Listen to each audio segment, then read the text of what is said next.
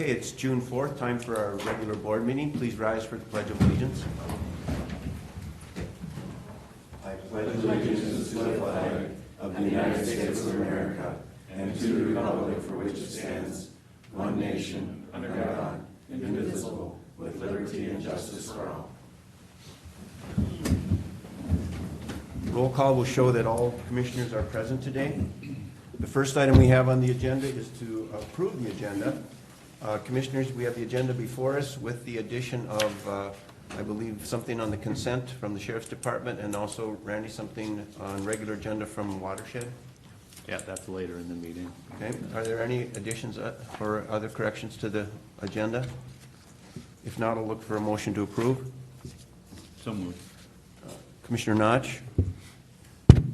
Second. Commissioner Mergen, second. All those in favor say aye. Aye. Aye. We have an agenda for today. First item is the consent agenda. We have those 9 items plus the additional item. Any questions on those agenda items on the consent? If not,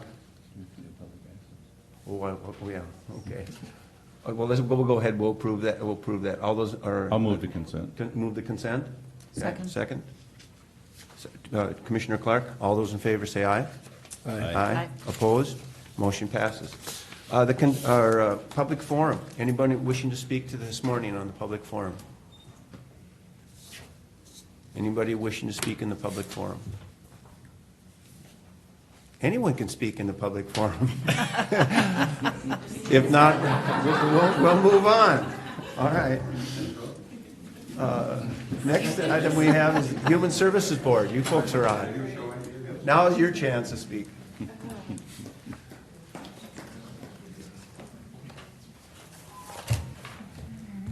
Good Melissa, morning, good morning. Mr. Chair, Commissioners. Melissa Huberty, I'm the Human Services Administrator.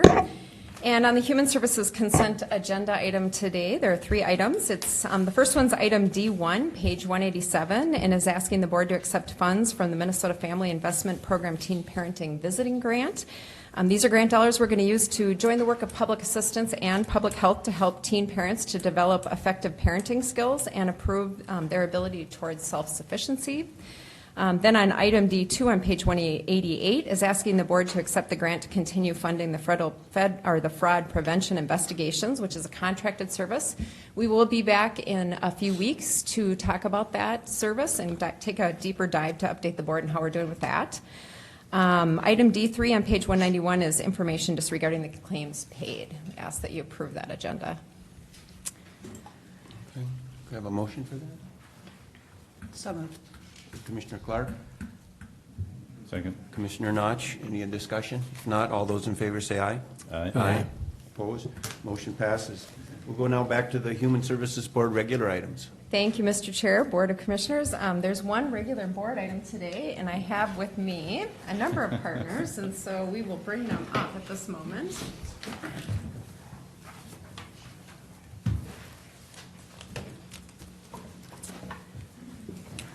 Right.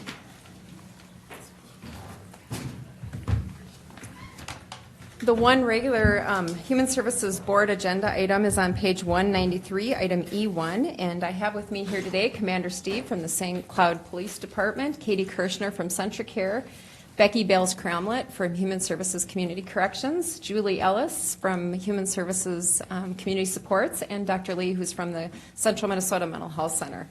And what we're going to do today is to provide an update on the Community Action Team. You may recall that Human Services presented back in June 2018. At that time, we talked about a housing grant that we were accepting at that moment, and what we would like to do is provide an update on what we have been doing with this partnership in the last year. I'm happy to report that it's actually been a very, very successful partnership, and it's been a very unique partnership between all of these folks at this table and others from our agencies. We've been meeting for the past couple of years to discuss the frequent utilizers of services, many who have significant mental health and substance use issues and who are people who are struggling with homelessness. What we discovered is that by working together, we've been able to make a difference in people's lives by serving individuals more effectively. And we're here today to provide updates on how we're working collaboratively with this group and how we believe we're starting to see the beginnings of systemic changes in our community and to help folks find pathways out of poverty. So Commander Steve is going to provide an update first from the St. Cloud Police Department. Commissioners, thanks for the opportunity. Some of you have seen this presentation recently, in fact, as early as last week. So we started looking at data going back to 2017, and at the police department, we saw some of our active utilizers that we are having contact with day in and day out and a lot of frequency with, and we saw that we really weren't working together. We weren't collaborating as the community probably expects us to. We weren't working together, and we really looked at doing something differently and collaborating and try to really serve the people in the community better.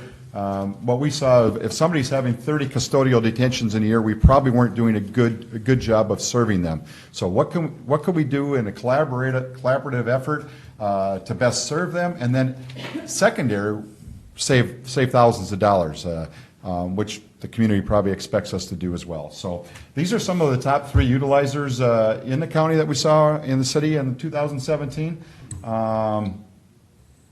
When I refer to custodial detentions, that's either a mental health hold, that's a chemical dependency hold, or that's a jail hold.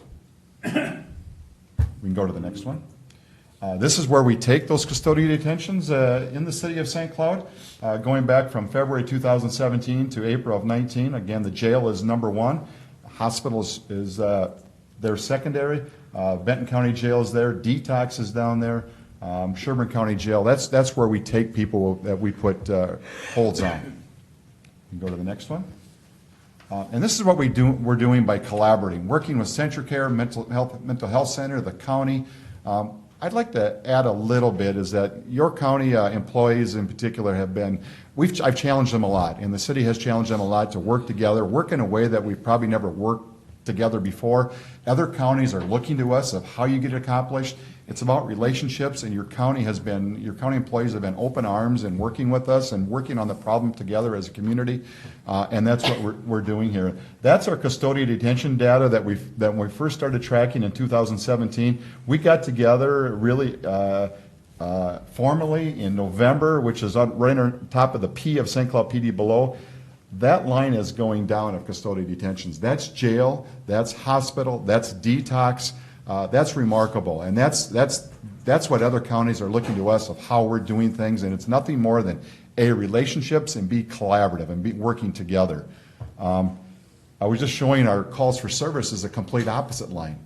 The police department calls our service is a line that's going the other way, but our custodial detentions are going down, and that's nothing more than I'm contributing to of us collaborating together, working together, and better serving those people that are in need of service. Good morning. So part of the positions that CentraCare has put forward for the collaborative, so we have a registered nurse and some community paramedics that do outreach in the community. That's quite different for CentraCare in this respect, to have those positions because we don't really get reimbursements for those.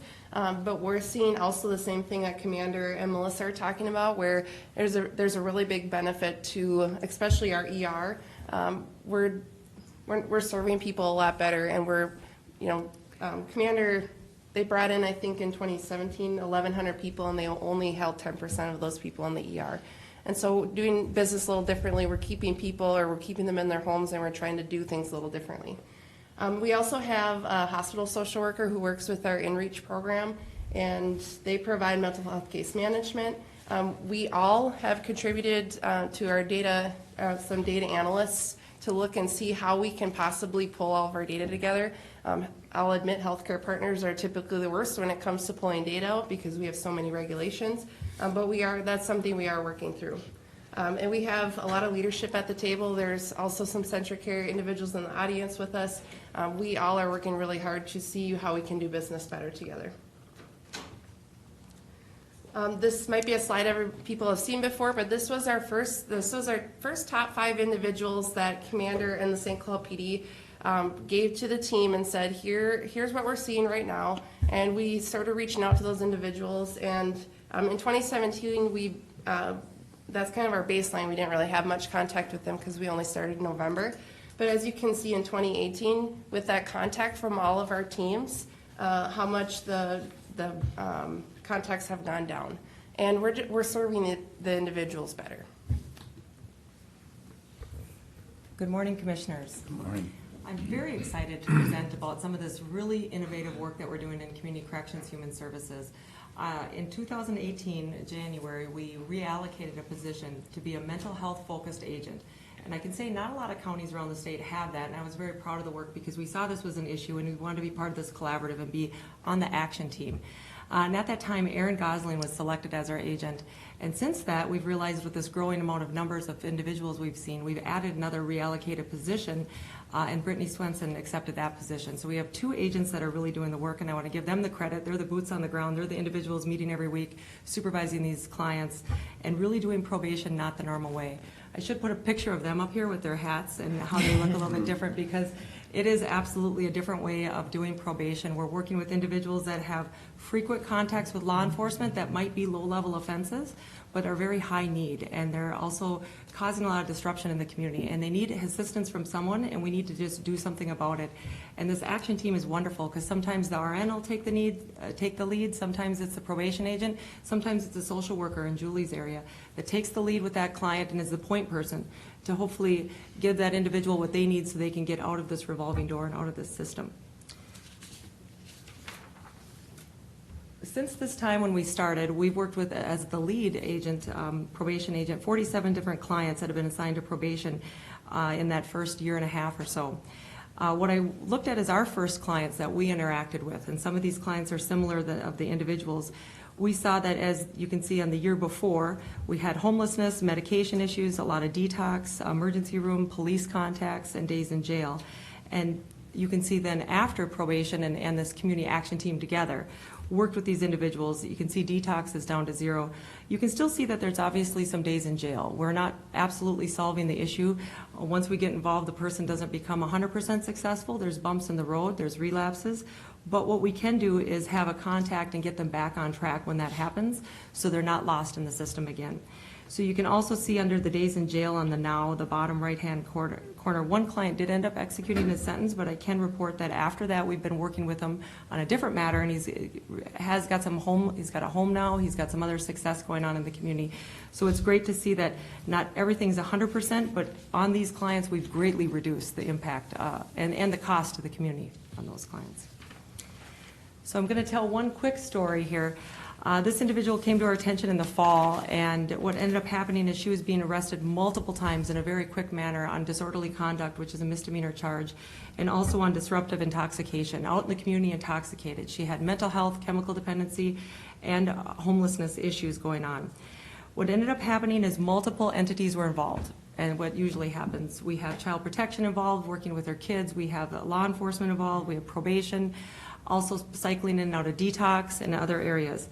What ended up happening is she was incarcerated at one of her disorderly conduct arrests, and probation was involved in this particular case as the point person, working collaboratively with the RN, with the jail, and with the housing specialist. She was able to be released directly from jail to a treatment that she was interested in. She completed treatment and went to sober housing.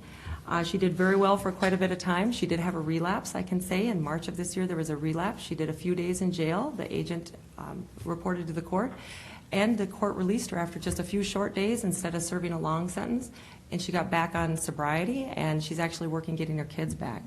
You can hard to add up the dollars to that. If the children were to remain out of her care, it would be very expensive, and the trauma to the kids. And in this case, we have an individual that wants to succeed and was given some housing resources through Julie's area and is now hopefully on her own doing quite well. So this is pretty exciting to be able to share one of these stories, again, thanks to the individuals on the team. Good morning, Becky, and I could probably sit here all day and tell you stories because we have a lot of them, but they are true stories. I always tell my staff I need them to be true, even though we call them stories. So Melissa had talked a little bit about our housing and support grant that we got it was close to fall, actually, I think, when we received it. Because one of the things that we discovered when we started having discussions about these individuals is that the vast majority were homeless. And we had a great idea that perhaps if we housed them, a lot of these issues would just go away. So the story that I want to tell you about today is about Penny. And Penny was actually homeless in our community for about 7 years. We had a path worker, that's the other grant that we've been using to serve homeless people in our community. And she resisted contact with us for a number of years, but we kept trying. That's one of the things I have to say about this action team. They don't give up on people, and oftentimes we have to give people many chances before they can be successful. And after 7 years, 7 must be the magic number, Penny decided that she did not want this life anymore, and she accepted our services. Ironically, we placed her in a foster home on the day after Christmas of last year, and she's thriving. She loves the structure. She's never really had any structure in her life. She's seeing a counselor. She struggled a lot with mental health issues and had a lot of interactions with law enforcement prior to being placed because of her psychosis. So we had initially planned to try to move her into an apartment so that she could live independently, but she wants to stay where she's at. She's really enjoying the structure, and she's doing really well. So just to, not that we need to put a price tag on it, but it's helpful, I think, to sometimes see what was going on with her in the system before and what's going on now. So the way that we are trying to measure this is we put price tags to those interactions with those services that she was utilizing before that were really ineffective. So before we started working with her, a little more than a year before, she had 25 actually interactions with law enforcement, and minimally counting $200 per interaction, which I think is pretty minimal because it's generally 2 officers that are responding. That had a price tag of about $5,000. She was at the emergency room 19 times during that time, which is a little over $18,000, and she was in jail for 4 days, which wasn't a good service to her either. It actually is a disservice. Just a little less than $1,000. So the direct costs minimally were almost $25,000, and since she's been placed, she said none of those services have been necessary. And it's been several months now, 6 months, so she's doing very well. And I love to tell Penny's story because we really didn't know if we'd ever be able to reach her. But I think people have different things that happen in their life, and it's a trust issue oftentimes with our workers. It takes a long time to build that trust. So just wrapping up, the real reason we're all working together is to stop the revolving door. It was interesting when we sat down and had these initial discussions, we all realized that we were in our own silo and responding to these same individuals the same way each time, and we were very ineffective. But we didn't really see what other people were doing, that they were actually doing the same thing. So coming up with a plan together has really served these people with the right services at the right time and is much more effective for them, and their quality of life has improved significantly. So in conclusion, it's really been the collaboration with these amazing people, but also the staff that are actually on the ground doing a lot of this work directly that has been just such a unique opportunity. And it's been wonderful to have, we have the mental health center in the community, and we have the city of St. Cloud, and we have the county sheriff's office, and all parts of human services working together, and it's actually made a huge difference on people's lives, and it's a huge cost savings in the end. But what's really exciting to me as an administrator of human services is that I think we're at the beginnings of focusing on solutions that actually help families and individuals find pathways out of poverty. It's more of a systemic change that we're beginning to see just at the beginning of, and so we'd like to continue down this path. We plan to continue down this path. It's been an amazing journey in the last year, and so I'm appreciative to all these folks here. So with that, we're open for questions. Folks, you have any questions? Lee?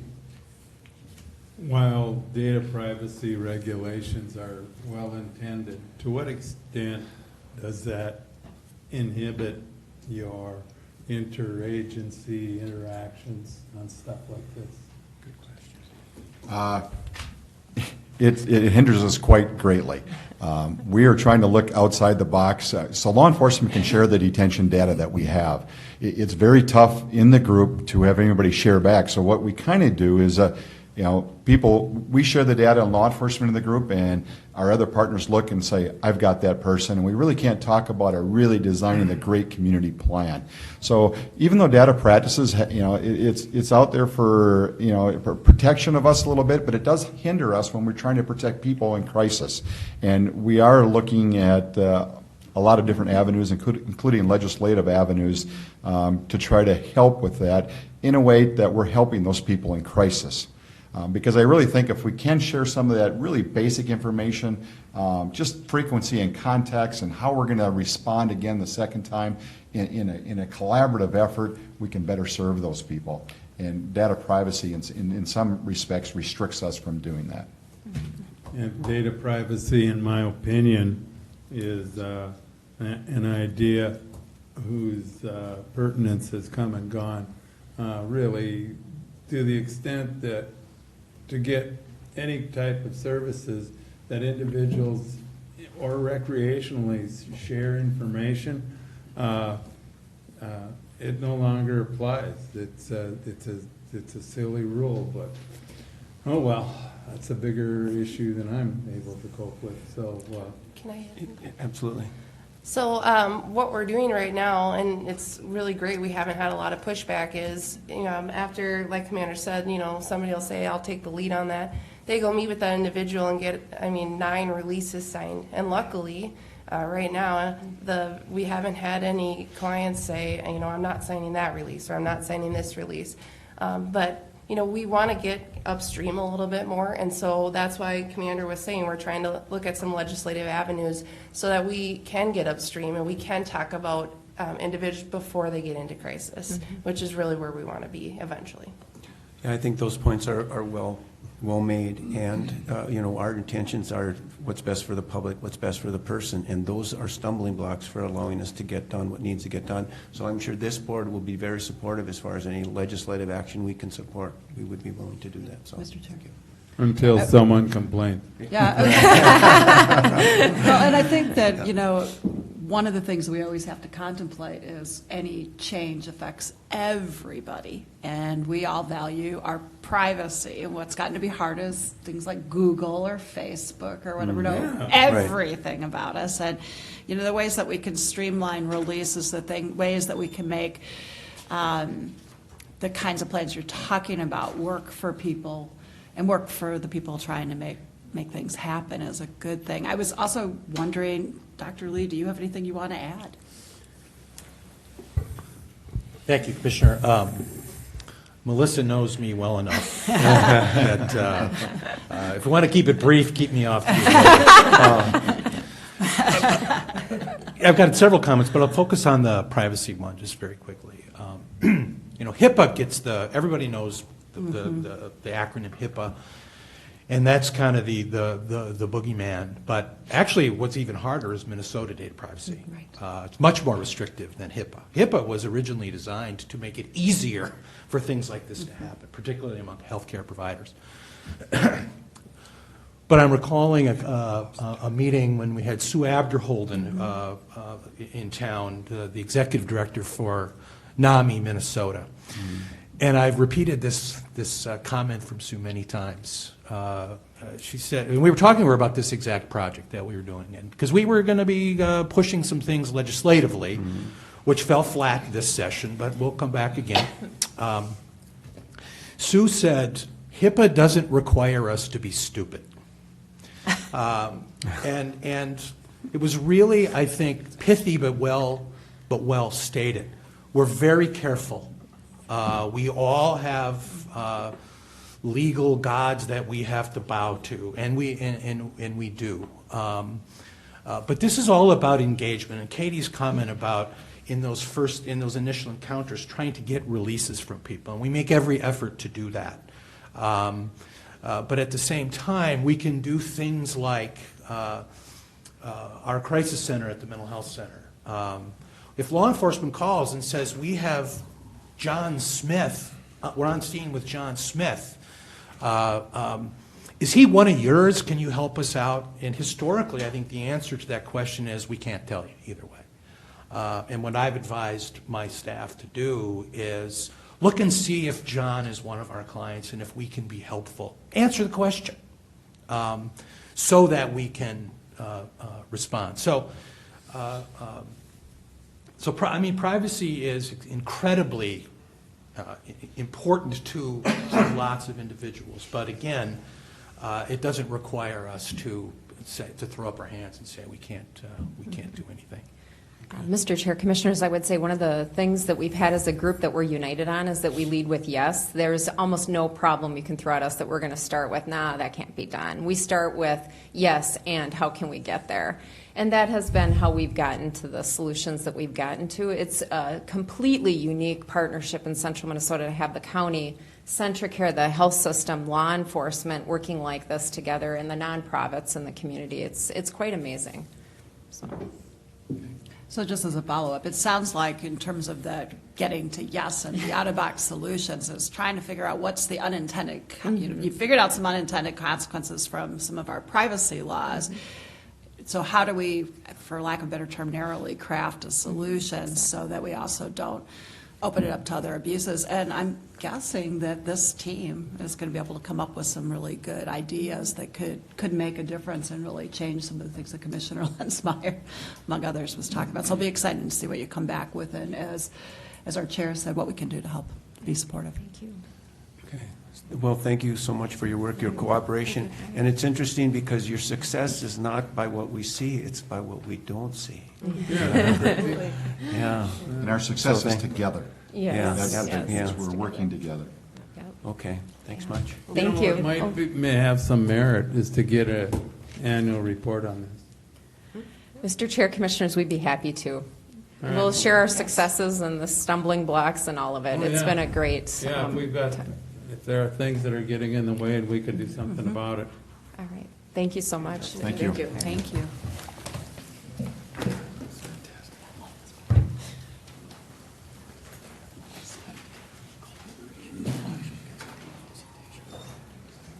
Next item on the agenda is Parks. Ben, you're on, I guess.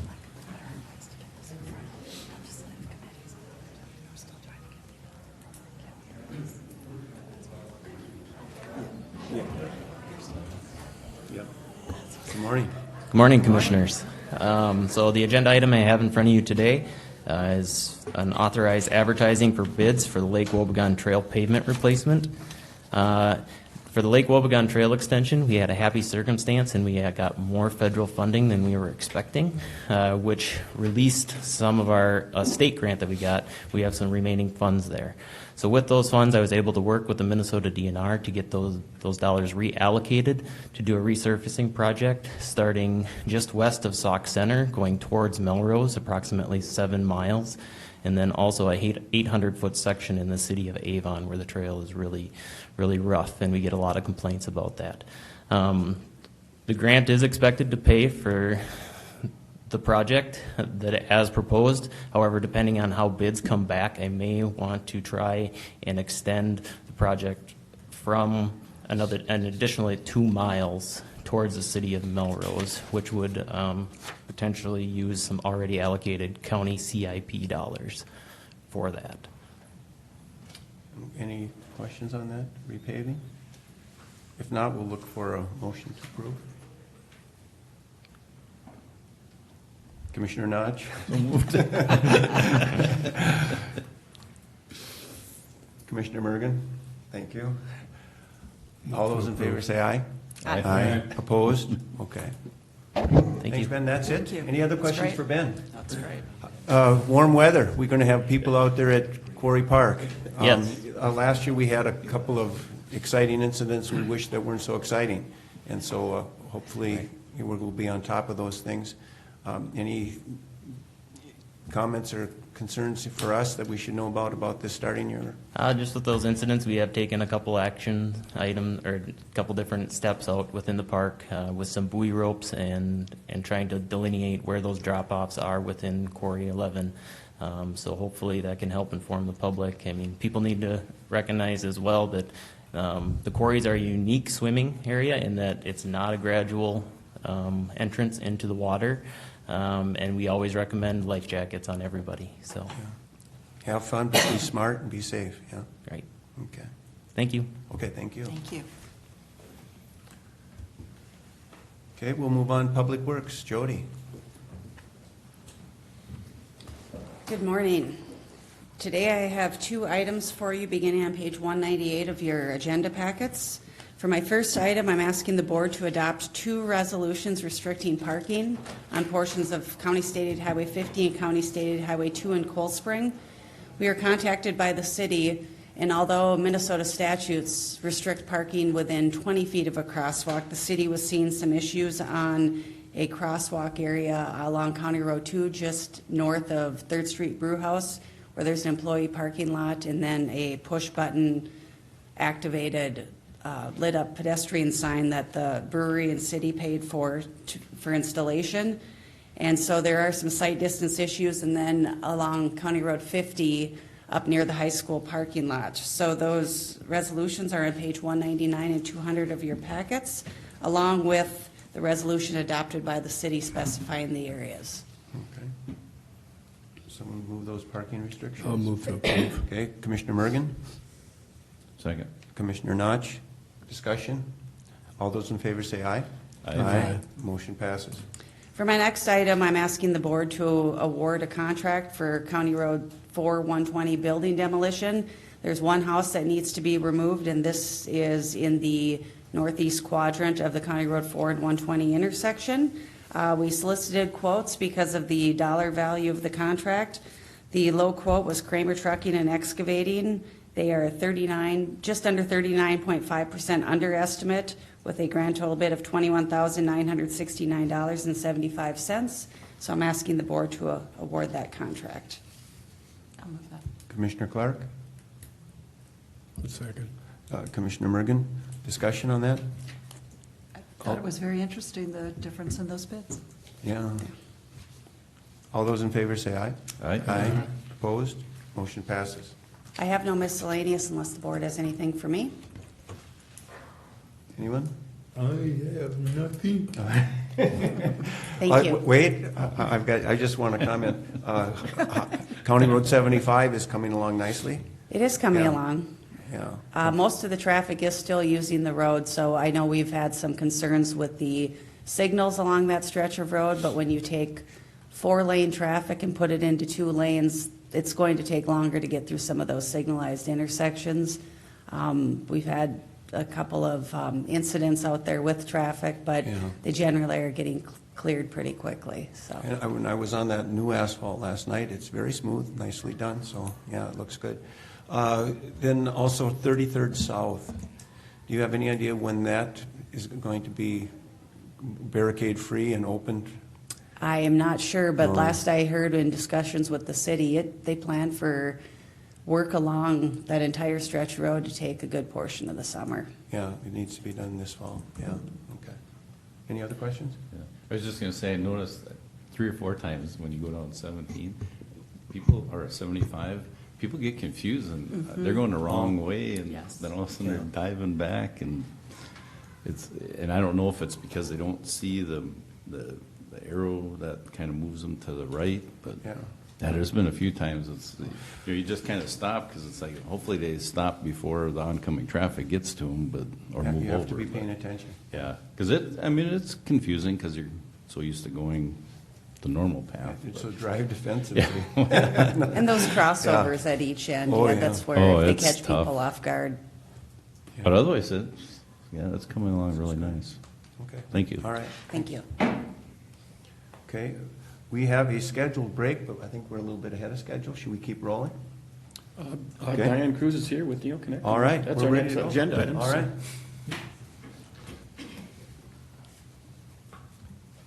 Next item we have on the agenda is discussion on broadband. I noticed it made the paper already today, huh? Yeah, there was Mr. Chair, there was a lengthy article in the paper this morning featuring much of our work so far and some of the work of Senator Klobuchar as well. Good. And as you know, you commissioned this feasibility study back in December.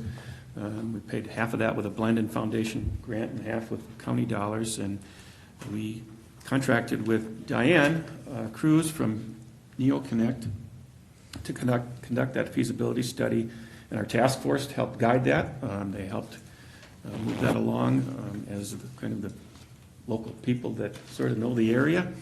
And so Diane's here to present kind of the final report and talk about our next steps. Okay, welcome. Good morning. Good morning. Thank you for having me today. I thought I would start by figuring out how to move here we go. There we go. So I have a few agenda items. I'd like to give a little bit of background and information about the project and the study area and the focus of the study area, and then give you a little bit of industry context. Why is this important? Why should you be looking at this? And what is happening in the rest of the United States, and can answer any of your questions along those lines. We'll also talk about then the specific goals of this project and the study area and what the broadband planning process entailed. We did identify capital cost estimates on what it would take to solve this issue. And then we have recommendations and possible next steps. So first of all, just a little bit of background on myself and our company. I personally have been in the telecommunications industry for 32 years. I often say that I started when I was 7, so you can do the math. I've been in the industry a long time, and we have worked with hundreds of municipalities and counties across the United States. Most of our focus area is in Colorado, which is where we're headquartered, but I also have roots and family in North Dakota and Minnesota, and so I like to target Minnesota clients as well. And then we do a little bit of work in California. But we are a national company, and we have worked with a lot of companies, counties, municipalities in the broadband space. So a bit of context in terms of what is happening in the industry. So when we're referring to broadband service, we are referring to internet services. And broadband demand is doubling every year, and so is cellular service. So the need for more bandwidth is doubling because a few years ago when we just were sending emails and doing web surfing, it was not such a big deal of needing a lot of bandwidth. But now because we are sending picture-rich content, we're sending videos, we're downloading videos, we're uploading software manuals, we're doing all types of things with the internet, and it impacts every part and parcel of our lives. This is driving the demand for bigger pipes, if you will, and more bandwidth. We're seeing that the average home today has about 12 to 15 devices in their home. So devices meaning your computers, your smart tablets, your smartphones, your TV is talking to the internet. That's what it is today. Across the country on average, but in just 2 years, we're going to see an average of 35 devices. That eerie thing about your refrigerator is going to tell you to stop buying groceries. Maybe you're getting too many calories. We've come a long way since black and white TV. We have come a long way, that's true. So broadband infrastructure is no longer a luxury. It is really a utility. It's just as important as water and electricity. And it is also the driver for economic development initiatives. So your farmers that are working in the field are now using smart agriculture, and it's gathering information about soil conditions and temperature and rain forecasts. It's interfacing with weather stations. It's gathering all kinds of data on the impact of these things on farming. And even the farmers now need adequate broadband service so that they can use these efficient devices that they're using for agriculture and smart agriculture. This is somewhat to show that it really is impacting every industry.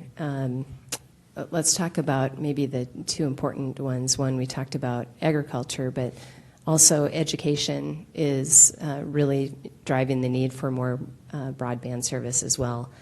What we're seeing in schools today is that kids are doing their homework at home, and they absolutely need to have internet access in order to make that happen. Schools are implementing a flipped classroom setting where they will assign a lecture for students to see at home, and that's usually a video, YouTube, of an instructor giving the lecture. The student can then, rewind it, stop it, take notes, look at it again, and then they're having the classroom discussion, classroom time for more in-depth discussion and questions about that lecture. So that's a standard that's happening, across the U.S. But also just to get all of their homework assignments, that's usually on the school server, so they need to have broadband service at home. But it is impacting every other industry as well. We're seeing the impact of needing better broadband and infrastructure for public safety. I will tell you that smart driving vehicles and trucks is within the next 5 years. And so cities are looking at increasing the current infrastructure to support self-driving cars and self-driving trucks. This would include building fiber within your communities and throughout the county, and it will also rely on a cellular type network, as well as we have the need for better and more improved broadband service. Any questions so far? Okay, let me talk about what we did for the study. So a lot of activities went into the study. First of all, we did a current market assessment, which included engaging with the community in the study area through surveys. We had a residential survey and a business survey, and we asked residents to talk about their existing services, what they're currently experiencing, what are they currently spending for broadband service. Does that include phone service and TV? How important is bundling services so that you can get one bill for internet and cable TV service? We asked them what they thought about the local government's role in solving broadband challenges. Would people be in support of an initiative to seek grant financing and potential supplemental financing, maybe through a property tax assessment? So we got some very good data through that community outreach and survey information. And there's a section in the final report that we provided that goes into all of the details of the survey results. We also asked citizens if they were to subscribe to better services, what would they subscribe to? Would they pay at a $60 a month for 100 megabits per second, or would they pay $90 a month for a gigabit worth of service, which is 1,000 megabits per second? A lot of that information then went into our financial modeling and our engagement with the service providers on what potential services could be offered if we looked at investing in better infrastructure for the county. We also, in addition to the current market assessment, we looked at what existing assets were in place in terms of service providers, what fiber do they have in the area. We reached out to Stearns Electric and Great River Electric. Many of the electric companies are building fiber between their substations, and they have remote communication devices out in the field. And they're connecting those devices with fiber so that they can better manage their power operations. So many electric companies are deploying fiber, and Great River has deployed some fiber, but not in our study area. But I think it's important to engage with those companies because they may be doing more connection with their substations. And so there may be some opportunities to share in some capital cost of building some of those fiber networks. We also reached out to the various funding agencies that are funding broadband services to identify, has there been any federal or state funding that has been spent in the study area? Are there any restrictions to getting access to some of that grant funding? What are the restrictions? Where are those in play? There are several grant programs that I'll talk about in a minute that you could potentially target to pay for some of the capital costs to improve your infrastructure. And then we did a deep dive into design and engineering of the network. The goals of this project was to leapfrog the existing services that you have today. A standard that's being deployed throughout the industry is gigabit services, which is 1,000 megabits per second in upload and download speeds. And upload speeds are just as important as download speeds because it really, whatever you can upload sort of corresponds to economic development. What you're producing maybe as a home-based business, you have to be able to get your product and services out there to the internet. And so upload services are just as important as download services. So the goal of the study was to try to get much better broadband capability in the study area, providing gigabit services at 1,000 megabits per second upload and download. And really the only way to do that is through a fiber connection all the way to the home and to the business. So we did a number of capital cost estimates. We reached out to the existing service providers to do a sanity check on all of our assumptions for capital cost estimates. They are building throughout Minnesota, so we engaged with the service providers to make sure that our estimates were correct on our assumptions, and that also includes identifying the soil conditions to see if there's a lot of rock in the study area. Thankfully, there's not. I'm from Colorado, and adding rock to a construction project can triple your costs. So it was good to find that you don't have a lot of rock in the study area. And then after we did the preliminary design and engineering and identified the capital costs, we did financial models that would look at what would it take to be able to get funding to build a network. Is it feasible?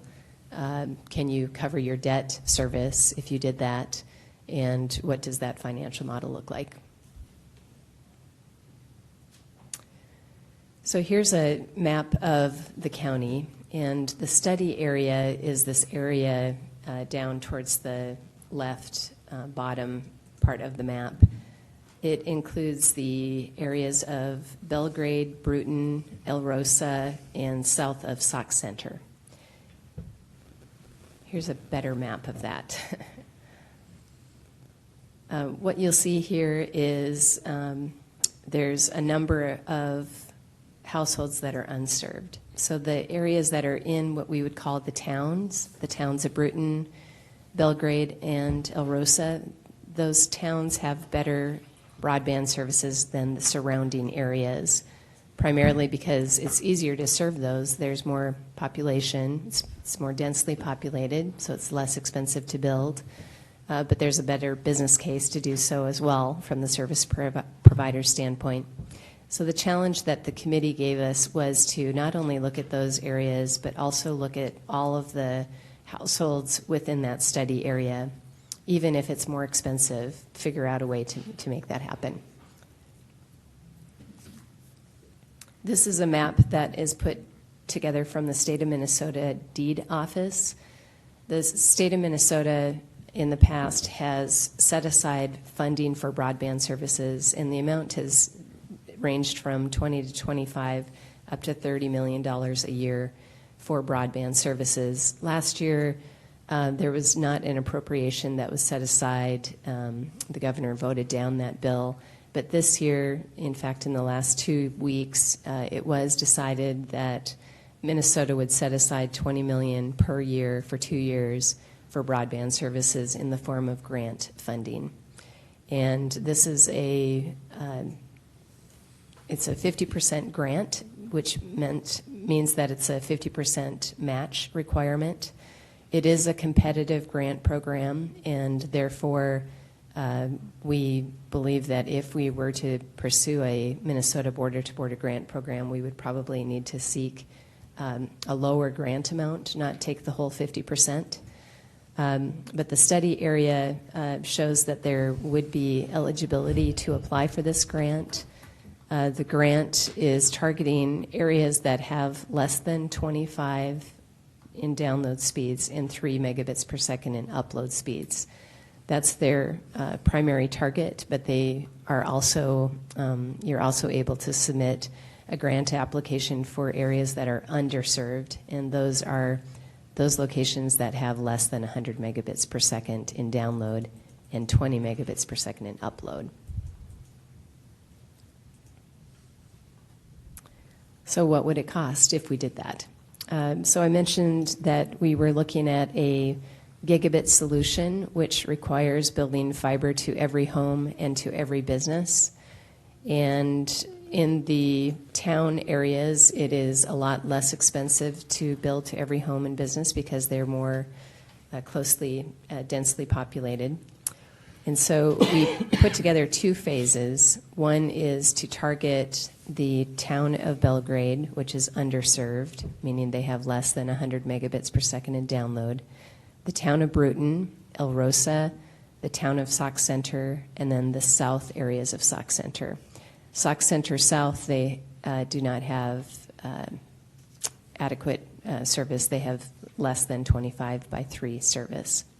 And so it would cost just a little over $10 million to build fiber to all of those roughly 3,000 households. And if we were to target a 30% grant through the Minnesota Border-to-Border program, we would be looking at a $3.1 million grant. And then in our discussions with the service providers and in our modeling, we did find that the model works for the service provider as well as it works for the county if the service provider contributed 40% of the capital costs and perhaps the county contributed 30% of the capital costs. Phase 2 would be those areas that are outside of Belgrade or the surrounding area of outside the city limits, and then the areas that are outside of Bruton.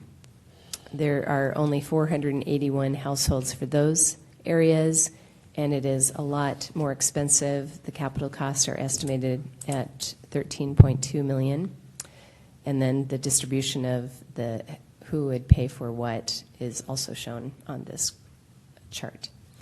What questions do you have? Yeah, I'm going to ask you questions about the outlying areas and about serving those outlying areas.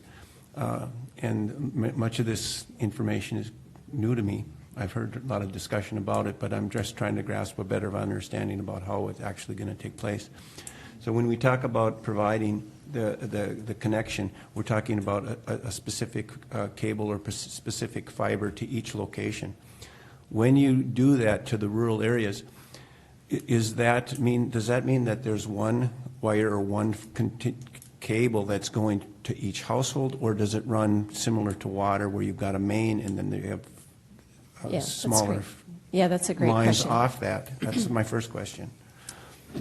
There's a lot to absorb in this. Okay. And so I think I gave you an almost 100-page report, and that's just on your project. Okay. But that does not include everything else there is to know. But to answer your question, yes, there's usually a fiber distribution line that follows the roads typically, and it works very similar to electricity or water, where you've got your main distribution line, and then you've got a central location within that neighborhood or close to that neighborhood, and when people subscribe to services, then you pull a fiber cable from that central distribution point to each home and business that subscribe to services.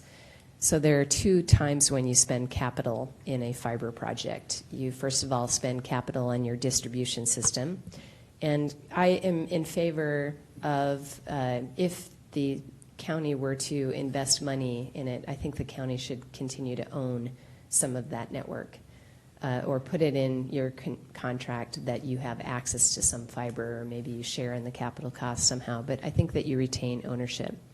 The reason why I believe that you should retain ownership of that is that it can be used for other types of services. So the purpose of this study was to solve broadband challenges, but I mentioned that cellular service is also exploding. People are using their cell phones and their tablets and Wi-Fi services as they're traveling about that rely on a cellular network. That cellular network, all those devices need to be connected with fiber. Or not devices, I should say cell sites are connected with fiber. Same with the smart city applications and smart vehicles, self-driving cars. Those are also relying on ultimately a fiber infrastructure that will support those applications. And so when you retain ownership of a portion of that fiber distribution network, you can support other applications that we are seeing today, as well as what possibly could happen in the unforeseeable future. The second time you spend capital to build a network like this is to pull the fiber from that distribution point to the home. It includes the equipment that would go on the outside of the home. It's like a utility box where essentially fiber comes in and then it hands off at an Ethernet port for data services, or it could be a coax cable for TV, does typically support TV services. And it also hands off at a regular, dial tone phone service. So that includes the drop fiber from the distribution point to the house, the utility box, and then the labor to install and test and turn up that network. Okay. The other question is, in the rural areas, is this mostly above ground or is it below ground? So we primarily, these estimates are based upon underground construction. But I mentioned that we reached out to the electric companies. We specifically reached out to Stearns Electric on whether or not we could use their utility poles. And it is a lot less expensive to install fiber using aerial fiber.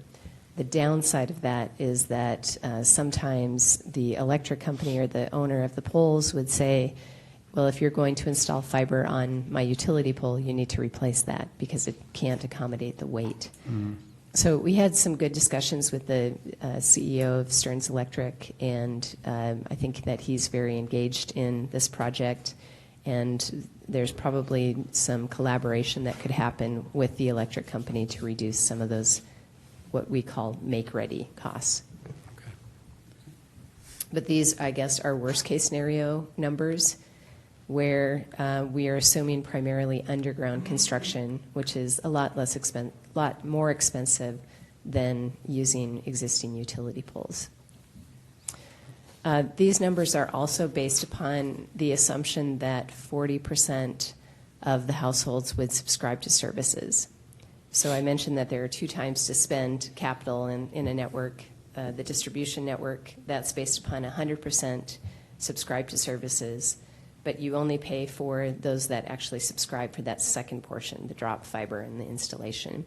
We made that assumption of 40% of the households would subscribe to a service, and so your capital costs increase if you have a greater market share than 40%, but that also impacts your financial model. We were fairly conservative in reaching that 40%, so we assumed a ramp up of 4 years to reach that 40%. We have seen in other projects where a consultant has come in and said, oh, you're going to get 80% of your households are going to subscribe to gigabit services, and then fall short of that. And I wanted to put together a financial model and a plan that was conservative, that is achievable, that is based upon what we're seeing throughout the country in terms of take rate percentages, so that the service provider can feel comfortable with it, but also the county could potentially feel comfortable with it. Any other questions? Okay. So we reached out to all of the service providers in the area, and there's a lot. There's something like 27 service providers that are providing services generally in Stearns County and the surrounding counties. We have had a lot of good progress with Gardenville Telephone, Arvig, and Nuvera. Midco is receiving federal funding to build a wireless network throughout the study area. That network will potentially support up to 100 megabits per second, but wireless service is not very reliable. It is impacted by weather, by lightning. In the spring, when the trees fill out, suddenly you can't get service because it's all based upon line of sight technology. So wireless, I think, is a good stopgap solution. It's a good Band-Aid, if you will, but it's not a good long-term solution. But it is noteworthy that Midco is going to receive federal funds to deploy a wireless network in the study area. And then Meeker Electric, which is just adjacent to the study area in the county adjacent to the study area, they are deploying fiber to the home throughout their entire footprint. And so and when I say fiber to the home, that's what I mean. That's what this technology is. And so we have not had in-depth discussions with them, but they have signaled that they would like to talk to us about potentially doing something in Stearns County. Did you have a question? Yeah, I was just down at a meeting in Meeker, and they're doing the line of sight thing for a lot. They're doing only, as far as I understand, they're doing it off the poles. They're putting in their own poles because their discussion is saying that they don't believe that the electric companies will allow that off of their poles just for liability reasons. For using their utility poles or for? Using their utility poles from the electric company. Their belief is that they wouldn't allow that just for liability reasons. They wouldn't allow fiber? Right, as put in by somebody just stringing fiber, that they don't want them up on their poles where they could get electrocuted. Oh, they don't want somebody else using their electric poles? Yeah. So there's usually two spaces on the utility pole. There's the power operations space, and then there's a communication space on their poles. And you're right, from a liability standpoint, they do not want any contractors to be working up in the power space of their utility poles. Yeah, and that also Meeker is not putting wire to all of the homes, only in the areas where it's high-density population. Other than that, they're doing a line of sight thing. You're doing wireless until... Yes, and which they're seem to be very comfortable with. Yeah, that is a good strategy in some cases. You know, I showed you the capital costs and the number of households. You know, for the more densely populated areas, it is easier to build fiber to those areas and less expensive. In the areas that are less populated, it is a lot more expensive. And so a lot of companies are using a strategy of fiber in the more densely populated areas and wireless in the less populated areas. The challenge that we received from the committee was, what would it take to build fiber to everyone? Why is it that the areas in the cities or the towns would get really robust broadband, but our farmers would not? And so the challenge that the committee gave was to look at models that would be able to support fiber to every home and business in the study area. I'd like to also go through some things with the terminology. According to what I found is that what high-speed internet is defined as being 25 megabits per second, the 3 download. Yeah, 25 down and 3 up. Yeah. And yet you talk about 1,000 megs. Why, from what I found is that, which is 1 gig, that if you had that, you could communicate with NASA. Why even bring that into? Well, so you're right. The definition for broadband that is defined by the FCC is 25 megabits per second in download and 3 megabits per second in upload services. If you're going to invest in infrastructure, you want to do that once. You want to build a network that is future-proof. And because internet service demand is doubling every year, it far exceeds the minimum definition. So an average household is using 80 to 300 megabits per second of broadband service. So the minimum definition that the FCC has set is primarily a mechanism that discusses who or defines who would be eligible for funding. So, for example, the USDA has a Reconnect grant program, and in order to be eligible for that service, you have to have even less than that. So their bar is 10 megabits per second by 1 megabit. But So that low standard is really the definition on whether you even have broadband service, whether you are served or unserved, and it dictates who would be eligible for funding. But from what I've been told, from what I question, that if you had 100 megabits, that would serve 98% of everybody. If you had Today. your refrigerator and everything else on it. I think today it would, yes. But in 3 to 5 years, no. So I believe, like I mentioned, that wireless is a good stopgap measure, but it's not a good long-term solution. because we're seeing that internet demand continues to double and more devices are connected to the internet But we're and more assuming- applications. Yeah, but we're assuming that it's going to double forever? I don't know if it will double forever, every year, perhaps, but I think that it will continue to increase. Okay, continue to increase, but doubling is, I think, maybe it would take longer to double. So, in the past 10 years, it's been doubling every year. And we're just seeing more and more applications that are using the internet. Will it continue to do that? Probably not. But I think that we'll still see the demand for internet. That is not going away. yeah, because on page 300 of our packet, you find Minnesota Deed Broadband defines broadband as 25.3 in megabits per second. Then go down to page 303, and then we're talking about El Rosa currently having 2.5 megabits per second. Yeah, It's no, on I think, page- so are you referring to some of the study results? Or the survey results? Yes. So what we're seeing in the study area is that most of the people in the study area cannot get even 25.3. Most of them were getting like 1 to 2 megabits per second. And so when they responded to this survey, they were essentially saying, oh my gosh, please do something. This is devastating. I can't run my business from my home. I can't support my farm. My kids can't get online, let alone the entertainment options that are available. We just can't even do that. And So the study area is actually, they have pitiful service.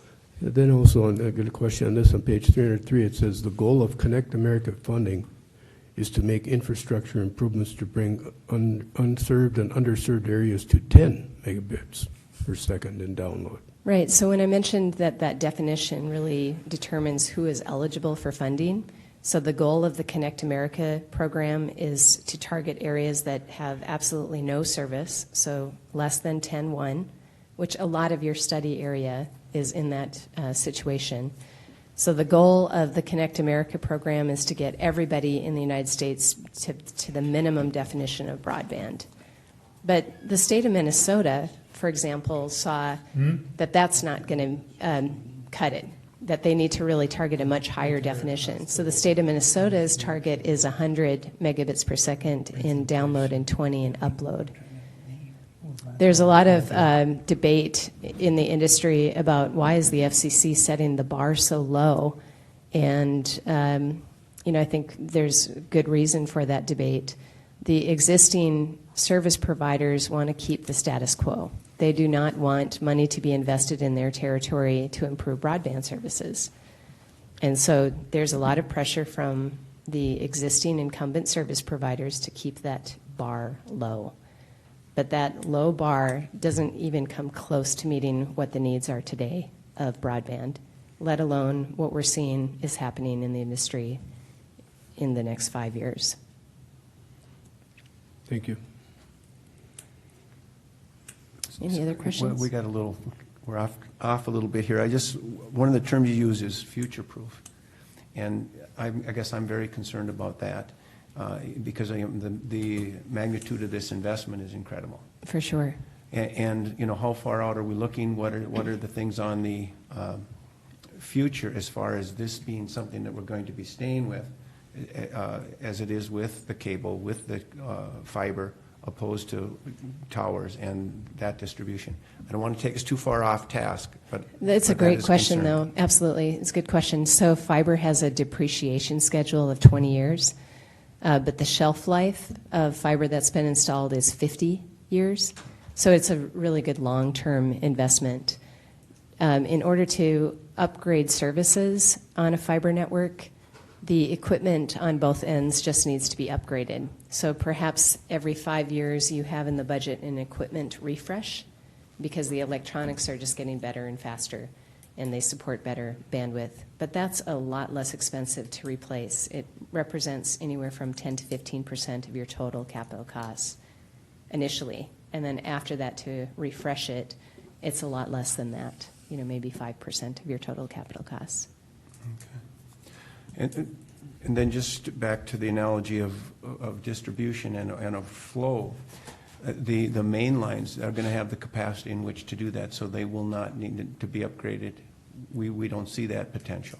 Correct. Okay. Even the fiber to the home would not necessarily need to be upgraded. Once that fiber infrastructure is in place, especially if it's underground, there's very little repair or maintenance or needing to upgrade.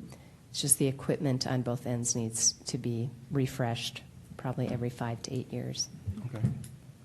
Have you looked at any other government units that have gotten involved with fiber? For instance, City of Monticello, also Renville and Sibley counties. Have you looked into what happened with them? I have, absolutely. And when I mentioned that you want to have a conservative take rate percentage, so we are using a conservative take rate percentage of 40% with a 4-year ramp. I think what has happened in some of those areas that you described is, number one, they assumed that they could deploy fiber on the utility poles. And then the utility pole owner said, well, if you're going to do that, you have to replace all the poles. We refer to those as make-ready expenses. So in those areas that you're describing, their capital costs were actually much higher than what was initially put together in their plan. We weren't involved in that. And also they were looking at a take rate percentage of anywhere from 60 to 80% take rate, which impacts your revenue model.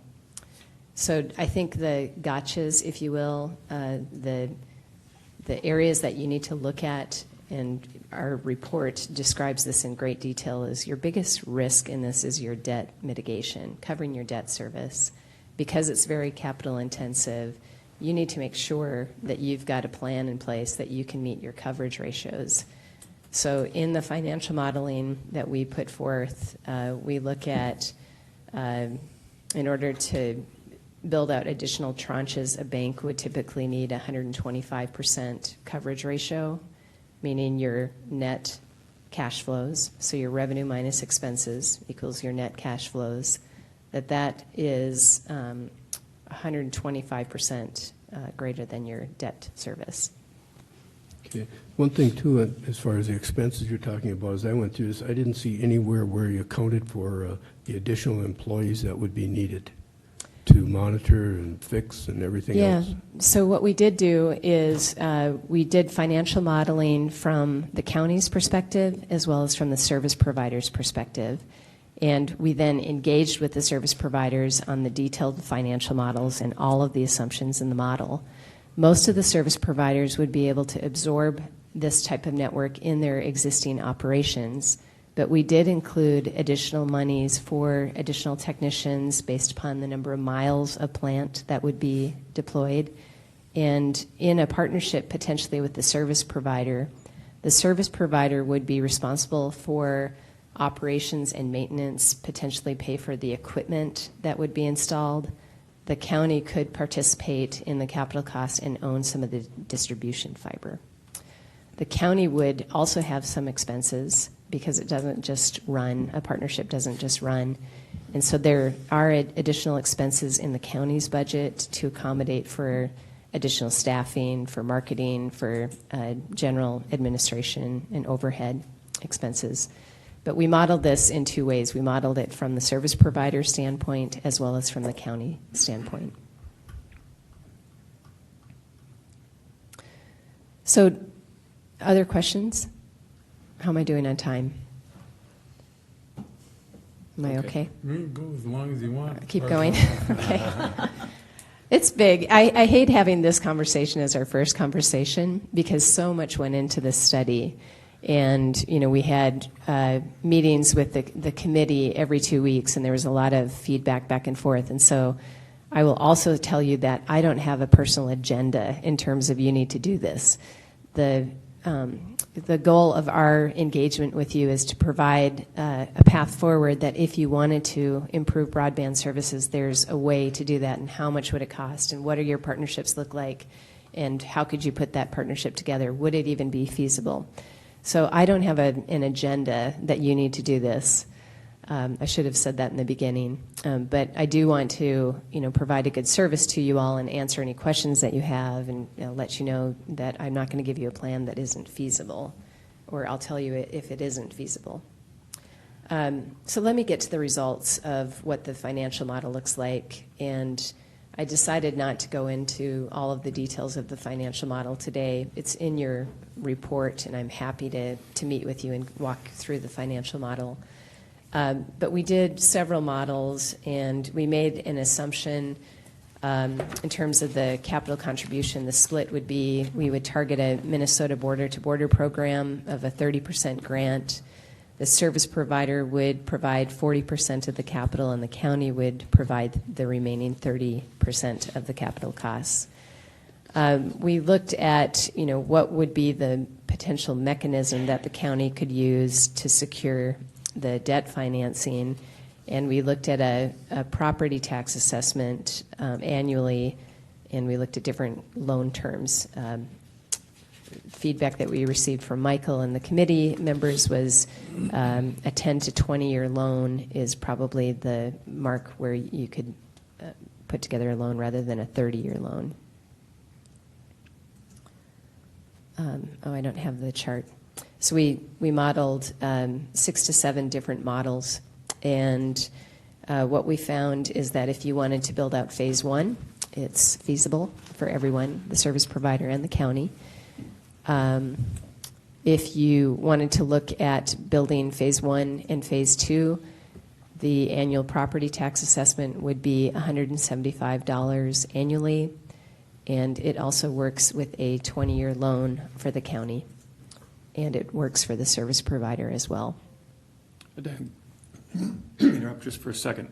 In the models that you had in here, we were not owning a portion of. We followed your wholesale model. Right. So. Yeah. So the wholesale model is one in which the county does not provide services. The county does not become a service provider. The county is a member in a partnership, and we have worked with municipalities and counties across the country, and there's a number of ways to do that. It could just be done contractually, where maybe you retain ownership, but the service provider is still responsible for maintaining the network. But that gives you some leverage, if you will. You've got some control, if you will, so you can help dictate some of the reward of the network. The reward of the network is that it's built out as it was intended, meaning to every home and business within the study area, and it's built out within a certain timetable, and certain services are offered at a certain price point. So those are sort of the areas that you should weigh in terms of ownership. That ownership gives you some leverage and potential control of what services are being offered to whom. Go ahead. I just want to comment about that, and as far as the involvement with the county, I want it to work. I want it also to be cost effective, and we talk border to border. When we talk about Minnesota, we also the way we service people is not necessarily best just within the county. For example, Eden Valley and Watkins both are, right on, Eden Valley's right in the county line. And so I don't want that wire to end at the end of the line there. I mean, we're going to service all the folks in Eden Valley. Are we mindful of that so that we're doing it in a practical sense instead of a parochial sense or a political sense? Yeah, so that network that you might have potential ownership, or it could be, contractually dictated through your contract with the service provider, is that network, that distribution network could be used for other applications. So it could be used for cellular backhaul, it could be used for 5G technology, it could be used for self-driving trucks.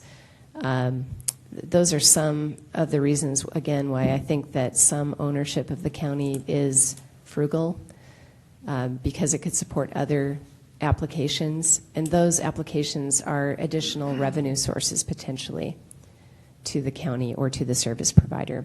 Those are not included in the model. That's just additional revenue that could be considered, but your feasibility objectives are not dependent upon it.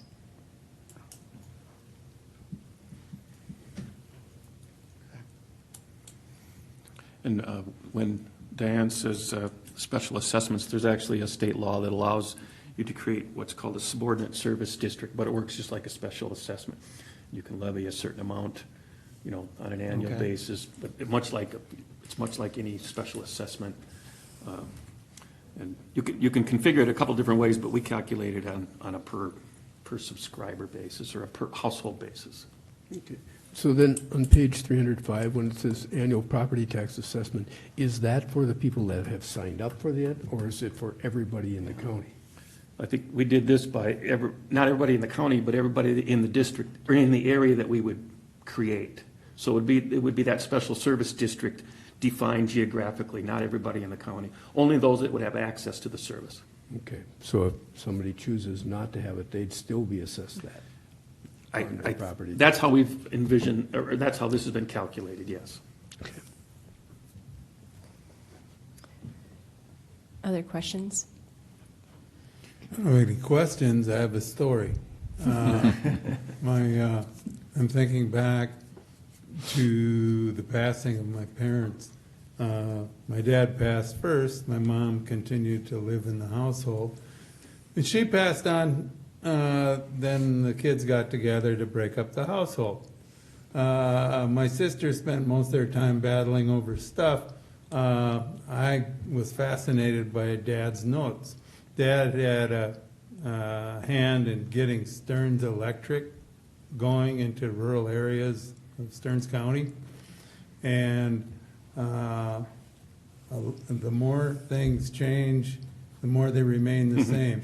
A lot of the discussion and arguments in terms of the big picture, centering on the extension of broadband 5G, sound an awful lot like those arguments back in the 30s, extending electricity into rural areas. That'll never take off. That'll never work. That'll never be a benefit to society. You can't even imagine now what it would be like if that didn't exist. Can't even imagine it. So, I don't know. Maybe 50 years from now, folks will look back at this discussion and go, But who knows what they'll be talking about. But that's... I think the parallels are very, very similar. So the discussion was, well, it's so expensive, why would we put electricity out at a farm? They can just use a lantern. But we had no idea then what the impact of electricity would have on life, and what other inventions and other ways of improving things would come out of that. I think that this is very similar to that. Yep, deja vu all over again. I think Commissioner Notch mentioned last night that some of Stearns Electric's largest customers are farms. Or farmers. Right. Mr. Chair.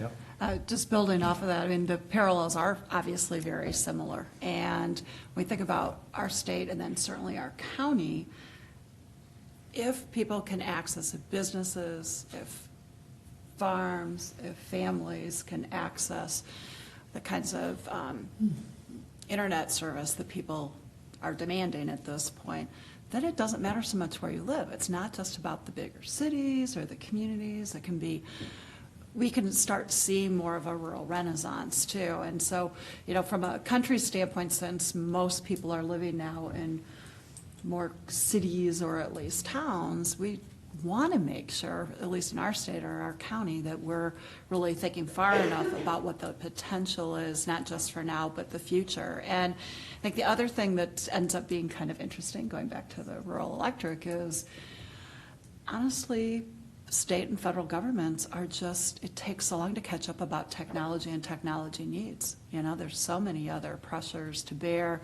There's lots of unintended consequences, and it ends up being more the local governments really who are closer to where people's needs are at to be able to say, hey, we need some actual solutions. So the grant programs actually work, as opposed to an idea that was 10 years ago, which unfortunately is kind of where the federal grant program is. It wasn't really anticipating. I mean, in my household, we don't have any kids at home anymore, and we don't do gaming, but we don't even in St. Cloud have streaming fast enough if we had a couple people doing that. But we're really talking about is livelihood of farmers who are trying to make sure other agricultural businesses to actually just do their work and maintain their living. So I don't, personally, I look forward to, how do we keep also pushing the envelope for the other state and federal partners so that we are actually seeing resources go where they need to, and it doesn't ultimately end up being, geez, we got to fund part of this through property taxes. I absolutely agree. It's been a lot of our mission is to support the regulatory environment so that anyone could build a broadband network, but also to support the funding mechanisms to really make a meaningful difference. I don't think 25.3 is meaningful. No. It's not anywhere close to what reality is and what we're seeing. A lot of people, 70% of home-based businesses or businesses are started at home. 40% of rural Americans have a home-based business. And so, we're not talking about TV. We are talking about economic development and being able to make a living from home. And actually, to that point, and I know you've got something else to say, Commissioner Morgan, but from the Secretary of State's office, the absolute biggest businesses are micro businesses in our state. It's the 0 to 2 employees. It's the home businesses. It could be more than one, even within a household, and having, for many, many, many of those businesses, having not just barely there, but sufficient access to broadband is make or break it. Well, Mr. Chair, just a perfect example of the federal government lagging behind here is that on the Reconnect, the USDA's Reconnect program, which is a grant program, if there's been previous federal dollars put into an area for broadband or for communications, then that area is limited to that they can't receive money in that area again unless it would go to the same provider. In the area that we've been looking at, there was at some point in the past money allocated, whether it was loan or grant, I don't even know, but money allocated so that Reconnect program now we cannot use that in that area, and it's totally all considered unserved by the state of Minnesota. So that dollars has not provided adequate broadband service, but yet it's restricting us from accessing those funds in the future. And we've talked with our federal Congress people about that, and hopefully at least we're generating a discussion about that. I've talked with our lobbyist about that and about this whole program, about maybe accessing some federal funds. And I'll meet with Mr. Church next week about this. He has a copy of the report and all that. But going back, it's just an example of how some of the, and I get why the federal government does it because they allocated some funds there. Back then it sounded like good public policy. Today it's not good public policy. The only part you left out, Dr. Willie, is that those initial grants were also available to private sector. It wasn't just about local units of government, et cetera, et cetera. So, and they moved on it and an improved service to a limited degree, their service area. So all was not lost. But yeah, how we could have ever sold a concept of a concerted, integrated effort would, I'm not sure how we could have done that. And to limit, we don't have the experience or limited experience of doing that type of thing. So yeah, hopefully the next funds that are made available, that isn't the restriction that'll be in place. I wanted to go back to the monetary thing a little bit. I was looking on page 306 of our board packet where it's got costs $30 or $35 per foot in cost, and that would push about $180,000 a mile. And in the rural areas, isn't that a little high where you can just put it in the ground and go? Mm-hmm. Yeah, so I think in that section, I don't have your page numbers, but I'm assuming that you're referring to the Dig Once policy and the impact a Dig Once policy would have on your total costs. Yeah, let me talk about that. That was, thank you, that's a good segue. One of the other recommendations that we made was to put in good policies and ordinances that are broadband friendly. Broadband friendly meaning they reduce the overall costs. On average, the cost to build fiber in an underground environment is $30 to $35 per foot. One of the policies that you could consider is a dig once policy or a shadow conduit policy that basically says anytime somebody, meaning it's the utility company or another service provider or the county is doing a road improvement project, anytime there's work that's being done in the public right-of-way, you put in a shadow conduit, or you require that a shadow conduit is put in place. And we've put together a design of the network so it wouldn't just be willy-nilly anytime there's something happening in the public right-of-way. It's when it makes sense according to the plan and the design of the network. That reduces your costs from $30 to $35 a foot down to $3 to $6 a foot. So there's substantial cost savings in just putting in shadow conduit whenever there's work being done in the right-of-way.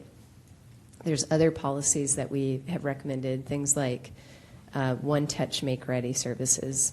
So that, and that's not really your policy, but it might be a policy that the electric company puts in place that just essentially says anytime somebody's doing work on the utility pole, you just do it once. You don't have AT&T come in and move the existing lines, and then CenturyLink comes in and does the same thing. But there's a coordinated effort to do that. Other policies are land use policies requiring a real estate developer to put in conduit. Again, it just makes sense. The biggest capital cost of a fiber project is the underground construction. So just opening up the trench, doing directional boring or plowing, and putting in conduit. So you can eliminate some of those costs by good policies. Part of our deliverable of this project was to provide sample language, or this, we said we would do it. It wasn't required, but we provided sample language that other cities and counties have used for these policies to be put in place. But the $30 to $35, that's top end. That's top end. In the cities. That's on average. Where So- you're hitting driveway after driveway and all of those types. Or you maybe have a lot of rock. So in Minnesota, I mentioned that we reached out to the service providers and the USGS to see what the soil conditions were. I don't have that in front of me, but I know that the cost per foot is a lot lower in Minnesota than it is, nationwide. Okay, thank you. So you mostly have dirt. You have great soil, and so I think the average cost was around $13 to $15 a foot. We mentioned the Minnesota Border-to-Border Grant Program, and I'll wrap this up and answer any other questions that you have. And we also mentioned the Reconnect program, which is a program that's for broadband services. Michael had said that most of the study area is not eligible to receive the federal Reconnect funds because there was a protected borrower status or someone else has received federal funding. There are other federal programs, though, that are targeting funding for broadband services. A really good program is the program that's offered through the EDA, the Economic Development Administration. They are funding broadband services as critical infrastructure as well. And so there may be an opportunity to leverage not only your state program, but then leverage that with a federal EDA program. And then you can use the match money for both programs to meet the match of the other program. We've seen that successfully done in a lot of our projects across the U.S., and we have started engaging with the local EDA rep on this project, and I think that there's been some preliminary discussions along those lines. The financial model that we included does not assume any additional grant funding potentially through the EDA. And continue to negotiate with the service providers and the potential partners. I would say, too, that you're in a unique situation where you have several service providers that are engaged and would like to partner with the county to make this happen. In other parts of the country, it's sometimes really hard to even get one service provider to come to the table. And in that case, maybe the county says, okay, we'll do it. We'll become the service provider. That is not the case here. You've got several great service providers that could be potential partners. And the electric companies have also stated that they would like to figure out a way to participate somehow to reduce the capital costs. So I would say overall this project, you've got a good path forward. You've got a good conservative plan that you could meet. And then you have several potential partners that are willing to participate in this process. The other fact that you've got state grant funding available, that's kind of low-hanging fruit, if you will. The federal programs are very competitive and very difficult to get grant awards. And so I think if I were to, give a thumbs up for confidence level on the success of this project, it would be, I feel very comfortable and confident that we've got a good plan that could be executed and put in place. I don't have the ability to tell you what your appetite should be, so that's not my job. But I think that we've given you a good plan, that if you wanted to pursue that, you've got a good plan in place to do that. Commissioner Clark? Quick question, both for you, but I think for Commissioner Notch and Dr. Williams, since you've all been engaged in this, is when you were talking about the potential is up to a 50% match, but given the competitiveness, you're recommending at 30. Why 30% versus 35, 40, some other number? Yeah, we've got a model, so you can play with it. Okay. You can play with the slide. I mean, you for may sure. have some, my thought is are you aware of, there's got to be a lot, and so you're thinking that's the sweet spot. So that's what I'm wondering.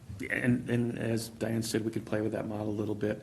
And when I talked with the representative from Deed, she said she assumed we would be a very strong applicant. So what does that mean? I don't know. We would have to follow up on that. Right. But there has been a limit of $5 million on the previous grant amounts. So, we know that if we get bumping up against there, we're gonna be less likely to be funded. And there's, not $40 million. I'm glad that was appropriated, but the needs are much greater than that out there. And there's been, I would guess there's some pent-up demand because there wasn't any appropriated last year. So, but again, Sure. we can play with that number. So potentially the combination Absolutely, of the limit of the funds that are available, the pent-up demand, it makes us look better. There's all of those combinations. And clearly, while it was great that something passed the legislature, we could have used a lot more resources. So, Okay. it's a model, That's helpful. I just we- figured somebody might be asking out there why that number, so it's helpful, I think, for all of us to hear that. I don't know, We Steve, engaged- if you've got any other thoughts Yeah, about well, this. if you think about it, it's $20 million, and you've seen the cost of this project, even at 30%, you're using up, almost a fourth of the $20 million just Right. on one project. So, was the debate, we kind of had on 50%, what would be a good fit. I mean, it's great sitting here listening to everyone participate because, we've had a lot of questions too as the committee. So, it's nice to see input from the commissioners with what Diane's presented. So. And as Diane said, there's no federal dollars, Right. built into this at Right. all. So that's Well, it sounds how like- that might work in or may not. Right, one of our benefits could be is that, relatively speaking, we could be pretty close to ready to apply. I mean, that's part of the way to get these, is somebody who's going to be able to be moving forward as opposed to not. So the significant work the committee and the potential partners have done, if we can figure out the resource piece of this in a way that benefits the residents as well. The targeted timeframe is, and I don't know if they've announced this yet, but the Minnesota Border-to-Board Grant Program's application due date would be in September timeframe. So you have some time, not a lot of time, but you have some time to maybe finalize your negotiations, identify a service provider, decide if you want to do this and move forward. But I think right now they're targeting September as an application deadline. Okay, thank you. And just comment, Commissioner Clark, maybe that federal issue, maybe we'll put that into our agenda too, as we're out there, Jody, next month. You may be Or right, yes. We just may to be have going it on for there as well. transportation. We need roads too, but this, this is transportation of information, so. It is, there you go. And my understanding on that federal issue is that those areas are locked in, even if they only have actually hooked up one household. And they're locked in for the duration of the loan, which could be up to 20 years. Yeah, Mr. Chair, it's my understanding that if it went to that provider, the money wouldn't even have had to go into that area necessarily, is my understanding. And it is in law, so if it's going to be changed, it needs to be changed by an act of Congress, as they say. Okay. But I've already, had those discussions with our lobbyist, in addition to looking for those EDA dollars.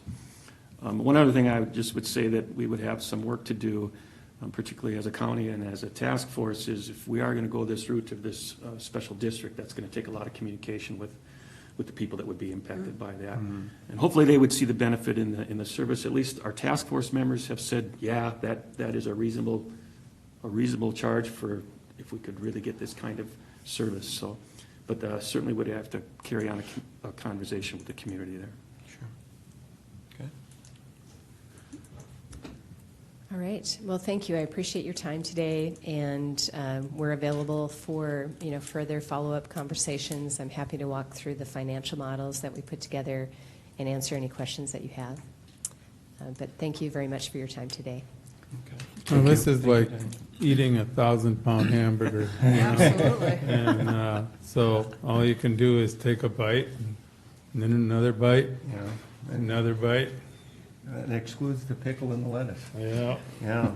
It's absolutely true. Thank you. Thank you. Thank you, Diane. Do we take a break?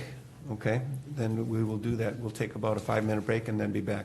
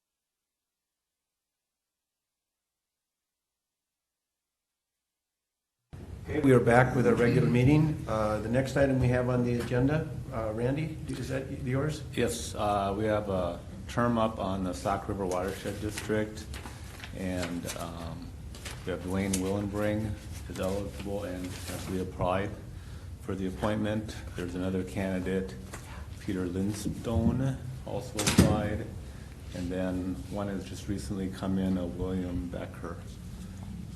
So the board can appoint one of those, or if they'd like to interview or get additional members, we can do any of that. Okay. What has been the practice in the past? All the above. Oh, okay. I would make a motion to reappoint Dwayne Willenbring. I'll second that. Okay, I got a motion and a second to appoint Dwayne Willenbrink to that board. Unless anybody has any objections, but, Okay. yeah, he served, I think, a couple I won't terms. support that. Period. That doesn't mean you can't vote, and I think you probably got the votes, but, yeah. What would, Lee, what would you suggest then? I'd like to Alternative interview. candidate or- I'd like to interview.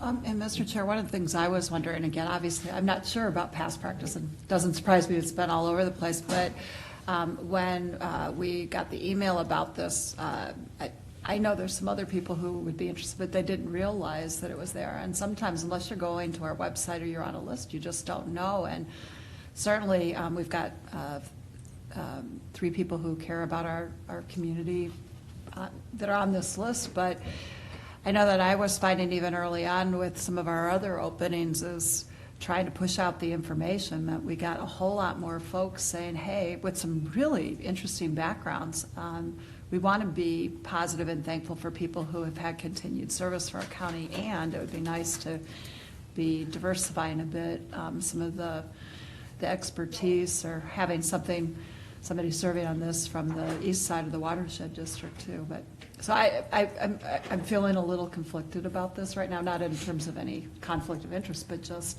boy, there's an opportunity. This is a significant appointment for us. Well, I think, they post that in the papers. Right, it went into 2 different papers and of course on the website. And we're always encouraged to have commissioners look for people. That's typically the Yep. best way to find people, yep. Like I said, at least in my case, I know I won't be able to get away with this for much longer. I'm still new enough that Yeah. it's like, okay, it's like if I can know enough ahead of time, like a few months ahead of time, then I'm more than happy to, and I'm sure others are too, about helping get some additional folks Yep. out there. And I didn't know whether or not any of the 3 who have applied, if they're on any of our other boards or commissions as well. That was another question I had. I don't know I don't that. think Dwayne is. I know he's been on the watershed, it must be, I don't know if this will be his 3rd. Yeah. So would probably this be his his third last? one. His last term? His last one, yeah. And I'm wouldn't be opposed to what, Lee's comment either of, interviewing people. If you But- did that, I would recommend, right, you'd find 2 commissioners to meet with them. Yeah. So, and we can help set that up if you're interested. I'd volunteer to, I know that those interviews suck, okay, for anything, but I'd volunteer to Technical do term. that. Don't sugarcoat it, let your Yeah. feelings out. Like, Yeah. you wanna know. Yeah, well, it's the old story, no isn't fun, but that's life. Okay. I certainly would be willing to. Well, we got a motion, though. Okay, we have a Okay. motion and a second to appoint. Okay, any further discussion on that motion? I thought we had a motion in place, but I'll defer to Larry Haas' famous quote about Rubitsky's Okay. rules of order. Okay. So, Well, we'll go with the present motion, and, okay? Yeah. And then we'll see if we'll go any further, okay? So Yep. the motion is to appoint Dwayne to that board. All those in favor, or any further discussion? Okay, all those in favor say aye. Aye. Okay. Opposed? Aye. Okay. Roll call. And Mr. Chair, my eye would be that I do think that interviewing people would be a good idea. That's not to say that Yep. ultimately there wouldn't be an aye I could do a roll call if you'd like. Yes, let's do the roll call. Commissioner Clark? on the motion. No. Yeah. Nay. Nay. Commissioner Mergen, Aye. Commissioner Lenzmeyer, Nay. Commissioner Notch, Aye. Commissioner Persky. Nay. So the motion fails. Correct. Okay, now we can have discussion before we have another motion, or Oh, we can have I was gonna another say, we'll motion. make another motion? Yeah, either way. I guess you know, I, with all respect, I'd like to see, you know, have Dwayne, if he wants the job that way, to have an interview and a shot at it as well. We'll let him interview, yeah. Correct. So, we'll see if, you know, we have people that are passionate about something, allow them to be passionate about that, so. So if you did a motion, if you could name the two commissioners to do the interviewing? Okay. Let's, first of all, Lee, you're interested in it, is that correct? No, but You're I'll not- do you- it. Yeah. Oh, okay, and Commissioner Clark, you will do it Same. too? Okay. Sauk River. Otherwise, as chair, I guess I would do it too if either of you don't want to do it, but No, I- if you want to do it, that's fine. I'll be happy to let the two of you do it. Oh, Sauk River Watershed District is a very big district in the Okay. county, and it's certainly a thought of Commissioner Notch's district, so. Oh, Not saying okay. he should be on it or volunteering him, but it certainly is a Commissioner big. And Notch? Mr. Chair. Is that- and- I have a and- recommendation. And the composition of our members are largely from Commissioner Knott, current members are from Right. Commissioner And Knott's as district. always, the metro area here does pay a big part of. Yeah, they do. They do. So having somebody from the St. Cloud area also is a good idea. And Well, and it's- I think that's why Yeah. the Board of Managers is spread out, the four that are from Stearns County, you know, aren't just from the western part, you know, because you have Dwayne, who's in Rockville, Lee Bouch is somewhere in that neck of the woods there too, and then, you know, the other two are from the western part of the county, so. Okay. Yeah, going back to before I was on the board, Clarence Kramer used to complain about St. Cloud kicks in so much and doesn't have any representation, so, gosh, crazy things you remember. And I Okay. think that too, it's been interesting, just the number of people who live in St. Cloud that don't really realize they live Yeah. in a watershed district. Because we Yeah. do have a chunk of the watershed district that comes through. Yeah, you gotta read your tax statement. Yeah. Well, and I guess one, you know, I'm sitting on the policy committee for the One Watershed, One Plan, which Sauk River Watershed is going through, which, you know, obviously, you know, exits into the Mississippi River here in St. Cloud. So, you know, that group is made up of a larger, diverse group of people that cover pretty much the whole county and water groups and stuff like that. So that plan, you know, hopefully when that's implemented in 2020, 2021, you know, should help guide everything, putting the whole Sauk River watershed together. Yeah. Okay, so are Okay. we gonna, if we We're gonna- interview, we're gonna allow additional applications? It's the only additional question I got. So to have it remain open, Yeah. okay? Till when? And we always have the current member continue to serve until he's Yeah. replaced, so you do have time. We could open it up for another couple of weeks if you wish. Okay, All Sounds right. good. all the above. Let's get the parameters and then the motion, okay? So we're talking about having it open at least for 2 more weeks. We will interview, we'll have 2 commissioners on that, okay? And the commissioners, we have volunteering or reluctantly volunteering or being volunteered. Yeah. Commissioner Lenzmeyer is one, and is it Clark or Notch? Or you, Mr. Chair. Or I me, mean, Mr. if- Chair? If you want me to, I can, just to let you know, well, if it's open for what, 2 more weeks? Right. So you want to interview probably sometime in July? Maybe late June, probably. Well, yeah, because after next board meeting. Oh, I'll be let's gone. do this, let's go, and can we just say, and 2 commissioners? Okay.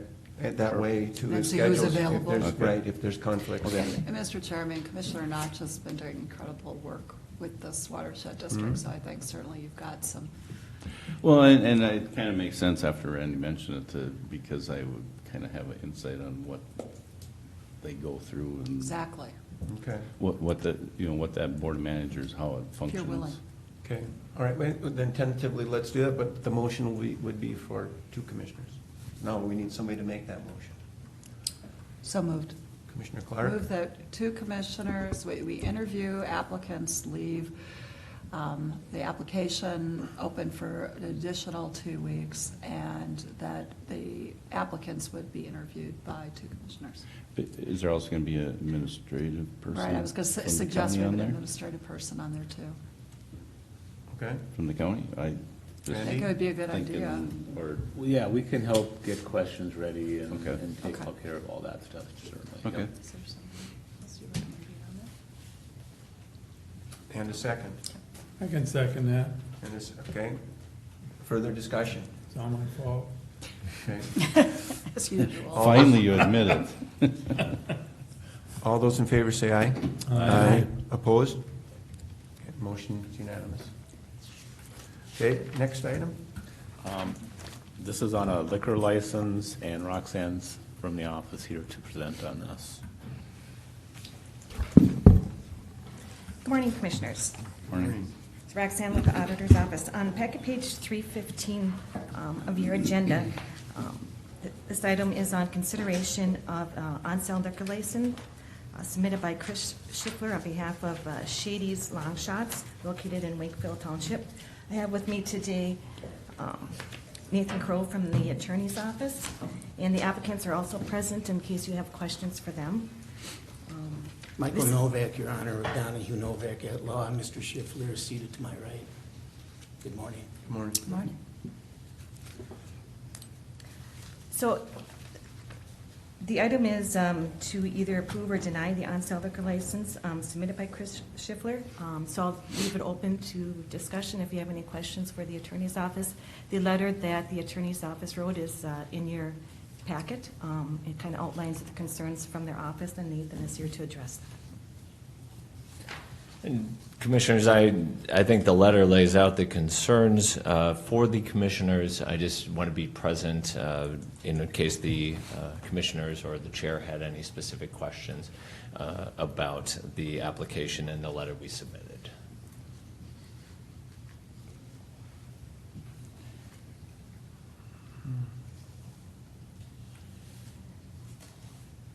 Commissioners, any questions?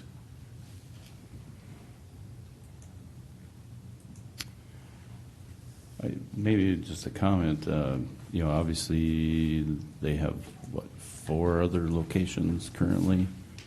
And my only comment would be, there's a concern, but then looking back at some of the 2 violations probably that actually deal with a bar situation, being they've been 3 years ago,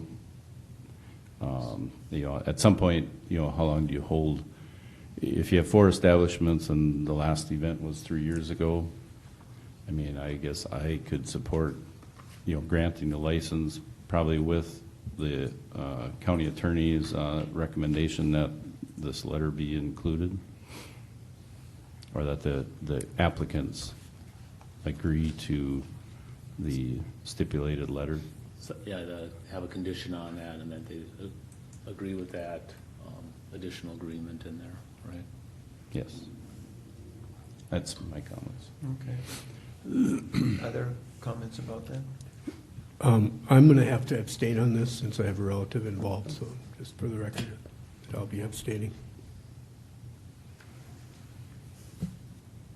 But I agree with Steve.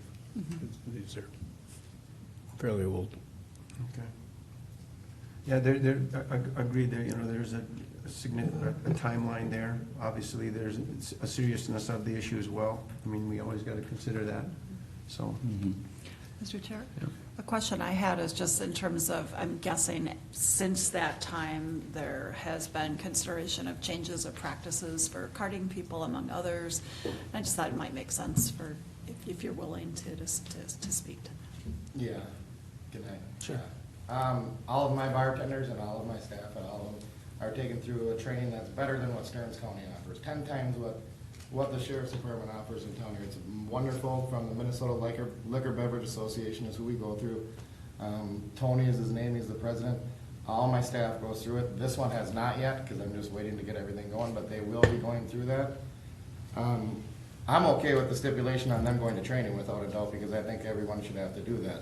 The other stipulation there is that if any offense ever happens, my license is revoked. Well, I have a business, and if I have an 18-year-old that makes her first mistake in her life, it costs me everything, and I don't understand how that stipulation can go in there, I guess, but I'm okay with the training 100%.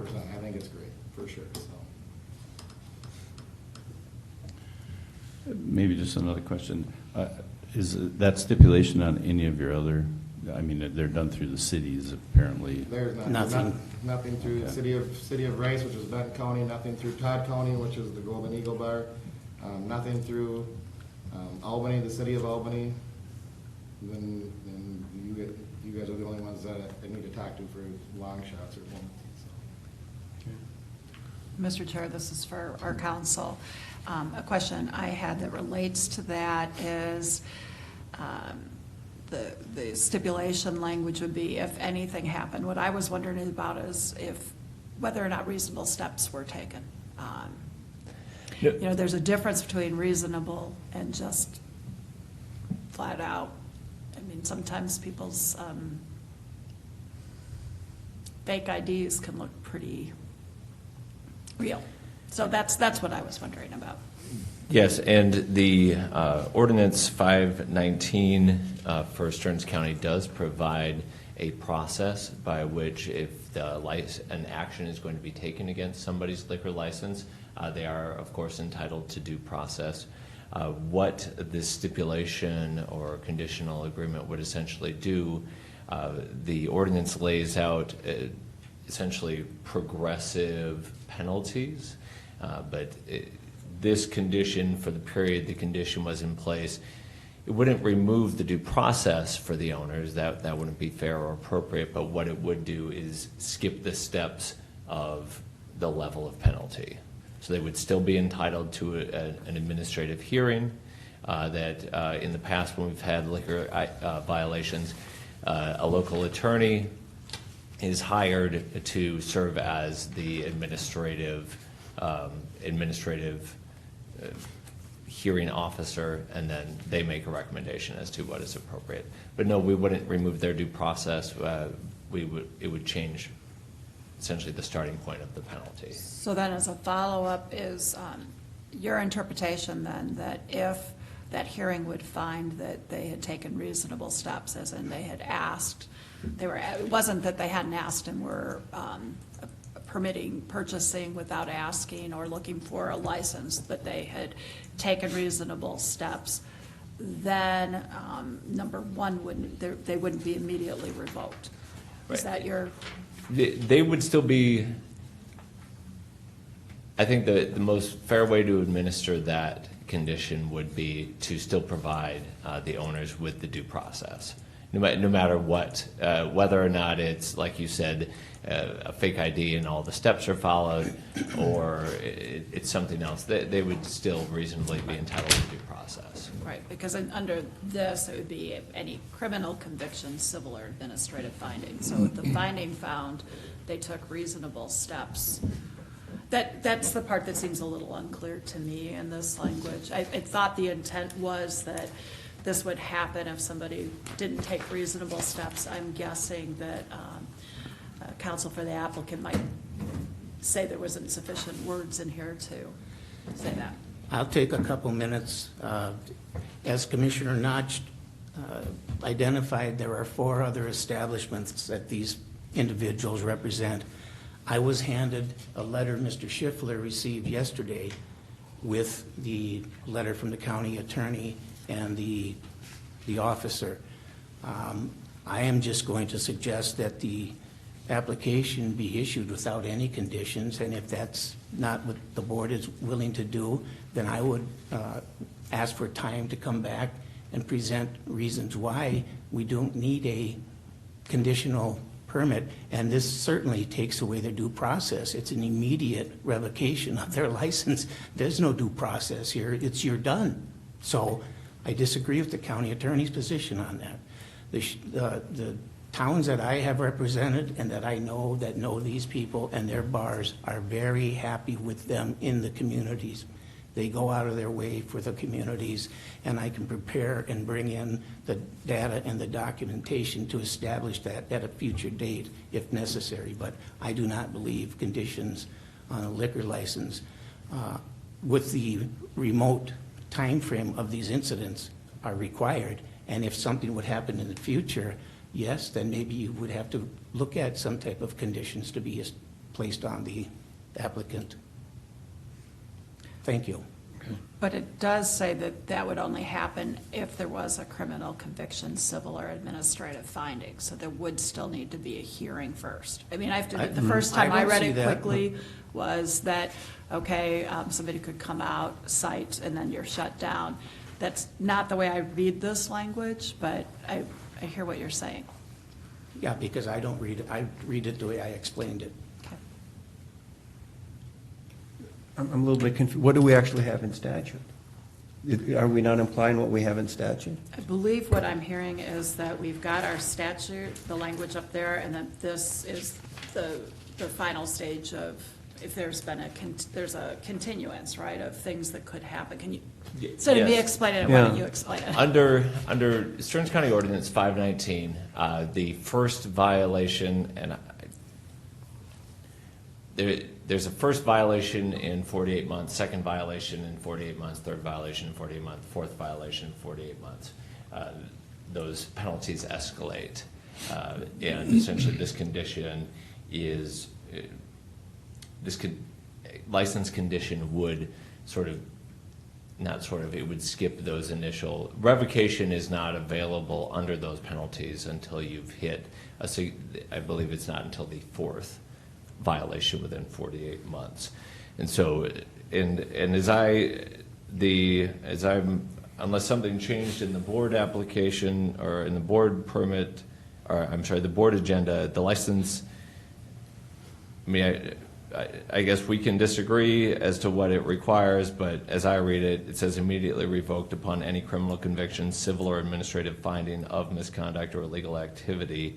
So, and again, we're not trying to skip the due process. I know Mr. Novak disagrees with that,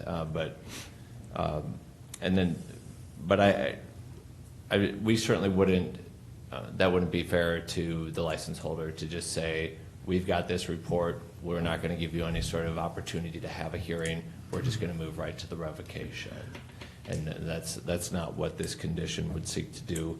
And I know, obviously, I'm not going to deny that it's been a couple of years since the convictions that are mentioned in the letter took place. This is a new application to the board, and I think consistent with the county attorney's office.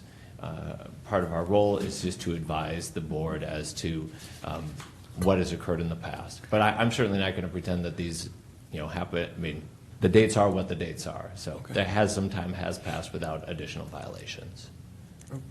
Commissioner Notch. Yeah, the only plus we have with a liquor license is it comes due every year, correct? So, if we remove stipulation number 1, and they get a violation, this would come back at their next renewal. So, Mr. Chair, I don't know if it's really totally along those lines, but we don't have in front of us what are different steps for the violations. You said this is the fourth and final one. What's the third one? What's the second? The first is a fine accompanied by attendance at an alcohol compliance training program. And if you complete the training, it reduces the fine to $250. The second one is a fine that is reduced to $500 if you complete the alcohol compliance program. The third involves a actual license suspension for a period of time, and we have had some establishments that there's been a license suspension. That's been, depending on the severity of the violation, from a period of 2 days to a week. And then after that, then we start looking at the question of revocation of license. Historically, there have been there's at least one other occasion where the board has imposed a conditional license on an applicant. And Mr. Chair, I'm sorry, just as one final follow-up with that. So it sounds to me, you've just answered my second question. My first one was that it sounds like the reason for putting this language in there is it's the only one of the four that could be really applied to a new license, because everything else has to do with a current establishment. But it's also a pretty significant condition. It is. And then, so that's why I was wondering if something like that had happened again. And then, I guess, the last piece is going back to Commissioner Notch's comment is, if something should happen this year, if we went with the one condition, the training condition, and didn't put this one in, and something happened, we could just deny it next year. Or we could put in a condition that's this particular. I'm just trying to get out our options. Yep. It sounded like you were looking for another option. Right. Just to be asking. I get why this is in here, but we don't in ordinance have really anything else that could have gotten put in place as a condition. Right. Frankly, the condition itself, that's up to the discretion of what the board wants included in the condition. We can certainly modify that as the board wants and provide a draft for all of your review. So as Commissioner Knott suggested, if the board wants to just strike condition 1, we can certainly do that, provide a draft for the commissioners. Or obviously, it's a discretionary function of the board, and we are not limiting, obviously, the board's language to this language. If you don't want any conditions, or if you want to modify condition, we can certainly provide you with a draft of that as well. Randy? So back to the modifying conditions, if the board's interested in putting some conditions on but different than this, we do have time. We can pass it at the next board meeting, and then they would be able to have their license beginning on July 1st. So we do have another meeting here to do this if you would like.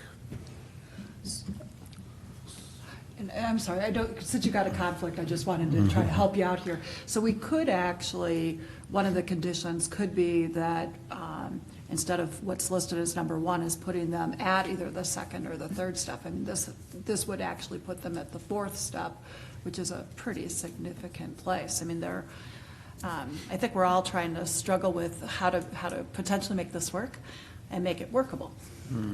It also treats them differently than any other establishment, and that's not proper under the law. Well, and that's where perhaps looking at coming in under the second or the second step or the third step might make some sense, given there have been within the last 48 months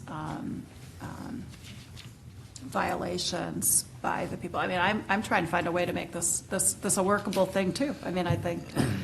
So that's where maybe there could be some additional looking at that. This seems like getting all the way to that 4th step is really very significant. So it sounds like to me, if I could just summarize that, the attorney's office and sheriff, neither of those two departments that are elected officials signed off on this. So they do have serious concerns that I think it would be wise for the board to consider. It doesn't sound like the board is interested in one violation by a bartender should close their place down. So something a little bit less, and maybe Nathan can come back with some suggestions for the next board meeting, if that's workable for the board. Commissioner Lansbury? You talked about the violation 1, 2, 3, 4. Is there a time limit on this? One violation in a time period, two violations in a specific time period. Are there specific time periods attached to this? Yes, Commissioner Lenzmeyer, it's a 48-month look-back window. So it's 48 months back from whatever the current violation is. So it isn't a lifetime look-back window. So it's 48 months. Okay. Yeah, I'm going to have to ultimately abstain here because of relatives' involvement, but I'd like to make a few comments. This establishment has struggled for quite a number of years, and I did talk to a prominent individual from that community, and they were really happy that these people were coming in. They said, finally, we have someone in here that knows what they're doing. And they made some changes in the design of the bar and coolers and so on to make things more accessible. And they've also hired a local person that's going to manage the establishment. Mhm. So they're probably going to actually physically be there very, very little. I mean, Very little. yeah, so I know that the community is excited about them We actually have taking not over. purchased the actual property yet, so, I mean, it's still, but, I mean, we have 46 employees. That's how many employees I have, Yep. just in that little establishment, and they were gonna close this year, so. And I'm going to have to abstain, but I would agree with Commissioner Notch that we should just strike number 1 there. Well, what are you looking for, Mr. Chair? A little more than just putting direction, something a little more concrete. Oh, okay. Should Well, we- let's start, yeah, but- let's start this off. You know, we gotta take votes and get someplace, so, I'd move approval with no restrictions.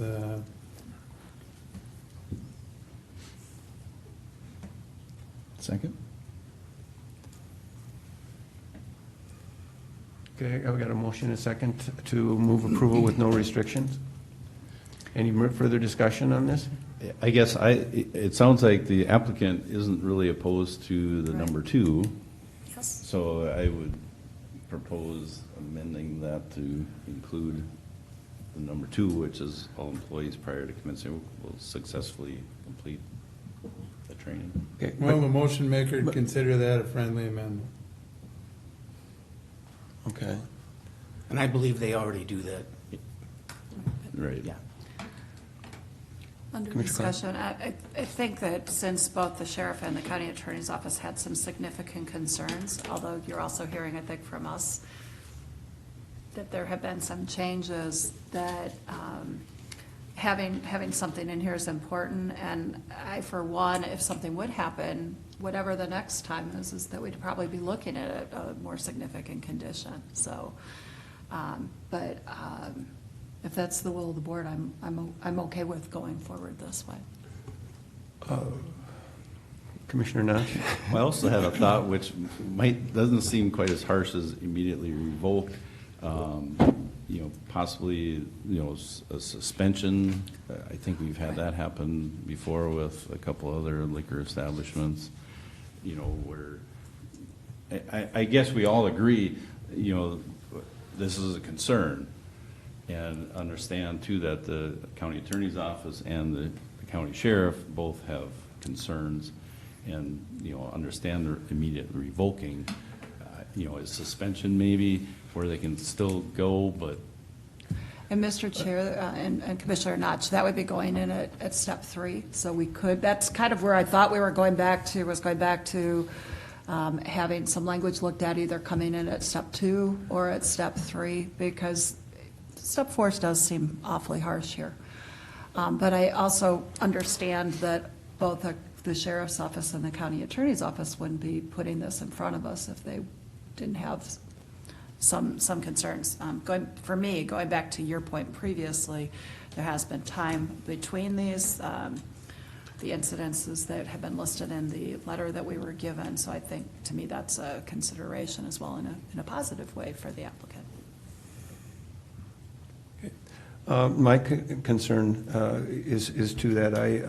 I take input from the attorney's office and sheriff's department very serious. And Randy, you say we would have time to bring it back, and so I guess I would prefer to have more time on this than to go push it forward today. But Motion takes, Yeah, a motion right. to table takes precedent. Yeah. Hate to help you out. Okay, I move to Okay. table the motion. Hmm? I'll move to table it then, unless you're moving it. No, All right, I'll move to table. somebody else has to second it. I can pull my chair card. I will second that. Okay. We're going to have difficulty. We may have difficulty 2 ways here, though. Any more? Well, no discussion on the table. No, that's right. Okay. All those in favor say aye to table. Aye. Opposed? Aye. Okay. Motion does not pass. We got the present motion in front of us. Okay. We probably should do a roll call on the table motion. Okay. Commissioner Morgan, I'm going to abstain. Commissioner Lenzmeyer. Let me see. It's on the, it's on the tabling motion. Okay, all right. No, I don't want to table it. Okay, Commissioner Notch? No. Commissioner Clark? Aye. Commissioner Persky? Aye. So it's 2-2, that Fails. fails. It fails, yeah. Okay.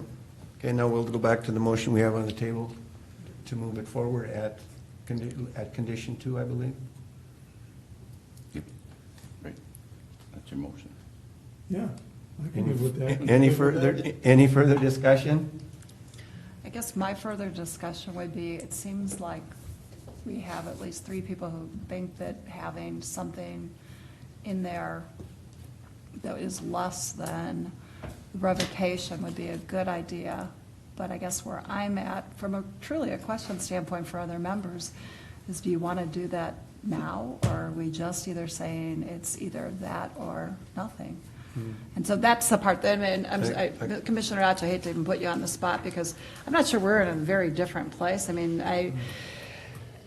but if we're doing it only today, my concern would be, it seems like we're trying to find a different solution. So I'm a little afraid of either being too harsh or not taking fully into account what the sheriff's office or the county attorney's office is. So I guess I'm looking for some guidance from you. Well, my only thought, obviously we've vetted this for about 15 minutes now, so I think everybody is probably well aware of our concerns, whether it's the county sheriff, county attorney, as well as the applicants. So I don't think we're taking it lightly, would be my comment. Even if we approve this with no conditions, I think this process has been sufficiently traumatic that we made our point. Jeez.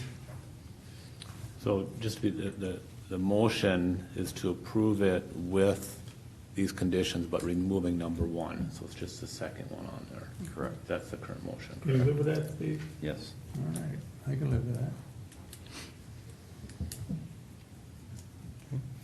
All those in favor say aye. Aye. Aye. Opposed? Aye. Okay, Commissioner Abstain. Lenzmeyer, Aye. Commissioner Notch, Aye. Commissioner Clark, Aye. Commissioner Mergen, Abstain. Commissioner Persky. Nay. Okay, it does pass 3-1. And Mr. Chair, I agree that there's trauma involved with this, but if it comes back again to us, then I'm going to be in a very different place. I will say I'd feel more comfortable if we had kind of the coming in at the second level, but I agree with Commissioner Notch that you're taking this seriously. I just hope our sheriff's office and county attorney's office aren't walking away thinking that what they have to say isn't important, because it is. We know it's important, and we recognize that. And when I started as a law clerk with Judge Hoffman, he told me every case was particular and significant Exactly. on its own facts. And so to bring them in at a level 2 or a 3 or a 4 doesn't take into what might have happened. And so I know that they train their people to the best of their ability, and I hope they never have to appear before this board again. But if something does happen, I don't think they should be punished. There's that 48-month time frame that is in place for violations. So And I appreciate your vote. I guess what I'm saying with my vote is that one could argue, and I think they are, that there's 3 things that have happened within a 48-month. And right now, it's a new entity, but you've got 3 different people together. All of those are within 48 months. I was going to say, please don't drop the defeat out of the jaws of victory, because I might have to make another motion. But that's where I'm at, is I think I believe that you understand that too. So I appreciate that, and I think we can move forward. Okay. And I want your business to be successful, obviously. Absolutely. Thank you. I look forward to coming out. Yep. I appreciate it. Thank you very much. Judge Hoffman, boy, you're officially Old. old. Oh, it's not that long ago. Well, I guess clerking would be, yes. I know, Judge. Thank you, guys. Yeah. Okay. Would the board like me to submit a fresh draft, or you just want to cross out that condition? I'm not trying to draw this out. If you could redo it with just removing number 1, and then we can get people to sign it. I'll resubmit it. I would like to review it before it gets submitted. And I received it this morning. whatever language is gonna come before the board. I All would right. like to look Well, at. it's not No, coming The back. board- it's just the board striking already one. acted, so. It's already striking one. That's what we voted on. Okay. Thank you, everybody. Yeah. Okay, That was easy. Jesus Christ. with no Novocaine. We need drugs. Maybe you will. We need drugs.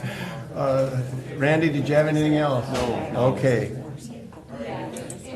If not, well, then we'll start, and Randy, we'll start at your end over the dais, okay? Commissioner Notch. I think I've forgotten anything I was going to say. but Okay. No, I don't. Commissioner Lensmeyer. I attended, so did you, a MnDOT hearing on the movement of freight. Since then, I'm thinking, an idea I had is that maybe in terms of traffic, we should, a consideration would be, I call it allocation. And what allocation means is that the commuter traffic could be handled electronically if, as a society, we start thinking in terms of task redesign. We haven't had to deal with that, but I suspect that in some places, commuter traffic has become a sufficient hassle that it actually makes sense. No one would argue that the transfer of ideas, concepts, and information is as important as freight. There are some organizations, including MnDOT, that lets people work from home. And the initial pushback is often that, well, then we can't monitor those folks. I'd submit it's easier to monitor people electronically than it is physically. So I would like to see, this doesn't call for action on the board, but I know MnDOT does this already, but they don't call it reallocation. They call it working from home, same thing. And I think it's an answer to, if successful, it'll sure as hell move more people off the highways than North Star could ever hope to. So it's kind of an installment plan, phase this in over time. And this isn't an idea, hey, MnDOT, you do this, and most of the ideas we come up with involving MnDOT, or hey, MnDOT, do this and spend your bazillions of dollars. This is less about spending and more about thinking differently. So anyway, has nothing to do with what we talked about today, really, but you'll be hearing more about it because I think it's got potential. Anything else? No, not for me. Okay. I have nothing. Breakfast on the farm went well. Yeah. Commissioner Clark? Well, I think that although the legislative session didn't come out with some things that we would have liked to see, including a comprehensive transportation package, there were some really good things that came out that are going to make a difference for our county and for the residents of our county, which is great. And obviously, a couple of us are going to go and try to get some transportation funding back here in the next couple weeks. So I would like to say I'm hopeful the feds will have a different outcome than the state did, but I think unfortunately our residents may have to keep looking to us for solutions on transportation as well. Yeah. Mike? I don't think so. The AMC district meeting, I don't know who's planning on attending that next week, but. Yeah, Monday, yeah. I'm hoping to be there, yes. Busy week next week. Anything else? Okay, yeah, a lot of good discussion today. Interesting things. Commissioner Notch? I just have Dr. Williams sent us your report last week. Not to belittle or carry anything on. This airport study, so basically that's just going around the circuit and then it'll come back to us as far as further discussion? Yes. Okay, thanks. It's, Sherburne County Board will talk about it, I believe, next Tuesday. And the City of St. Cloud the Monday after that, and then it would come to us after that. Yeah. So your last, if everything goes kind of as laid out, the Stearns County Board will consider on your last meeting in June, the 24th or 25th, whatever that day is. And we could have considerable discussion on that, too. I assume you will. Yes. I don't have much other than, again, breakfast on the farm went well. It was good to see folks out there. Also, June is Dairy Month, so, drink milk, eat cheese curds, and enjoy ice cream. So, other than that, I don't have anything else. I didn't ask for a motion. Do we have a motion to adjourn? Move to adjourn. Okay, and a second. I'm having so much fun, I don't want this to continue. Anyone else? I'll second it. I was going to say, sure, I'll second it. All those in favor say aye. Aye. Opposed? We're adjourned.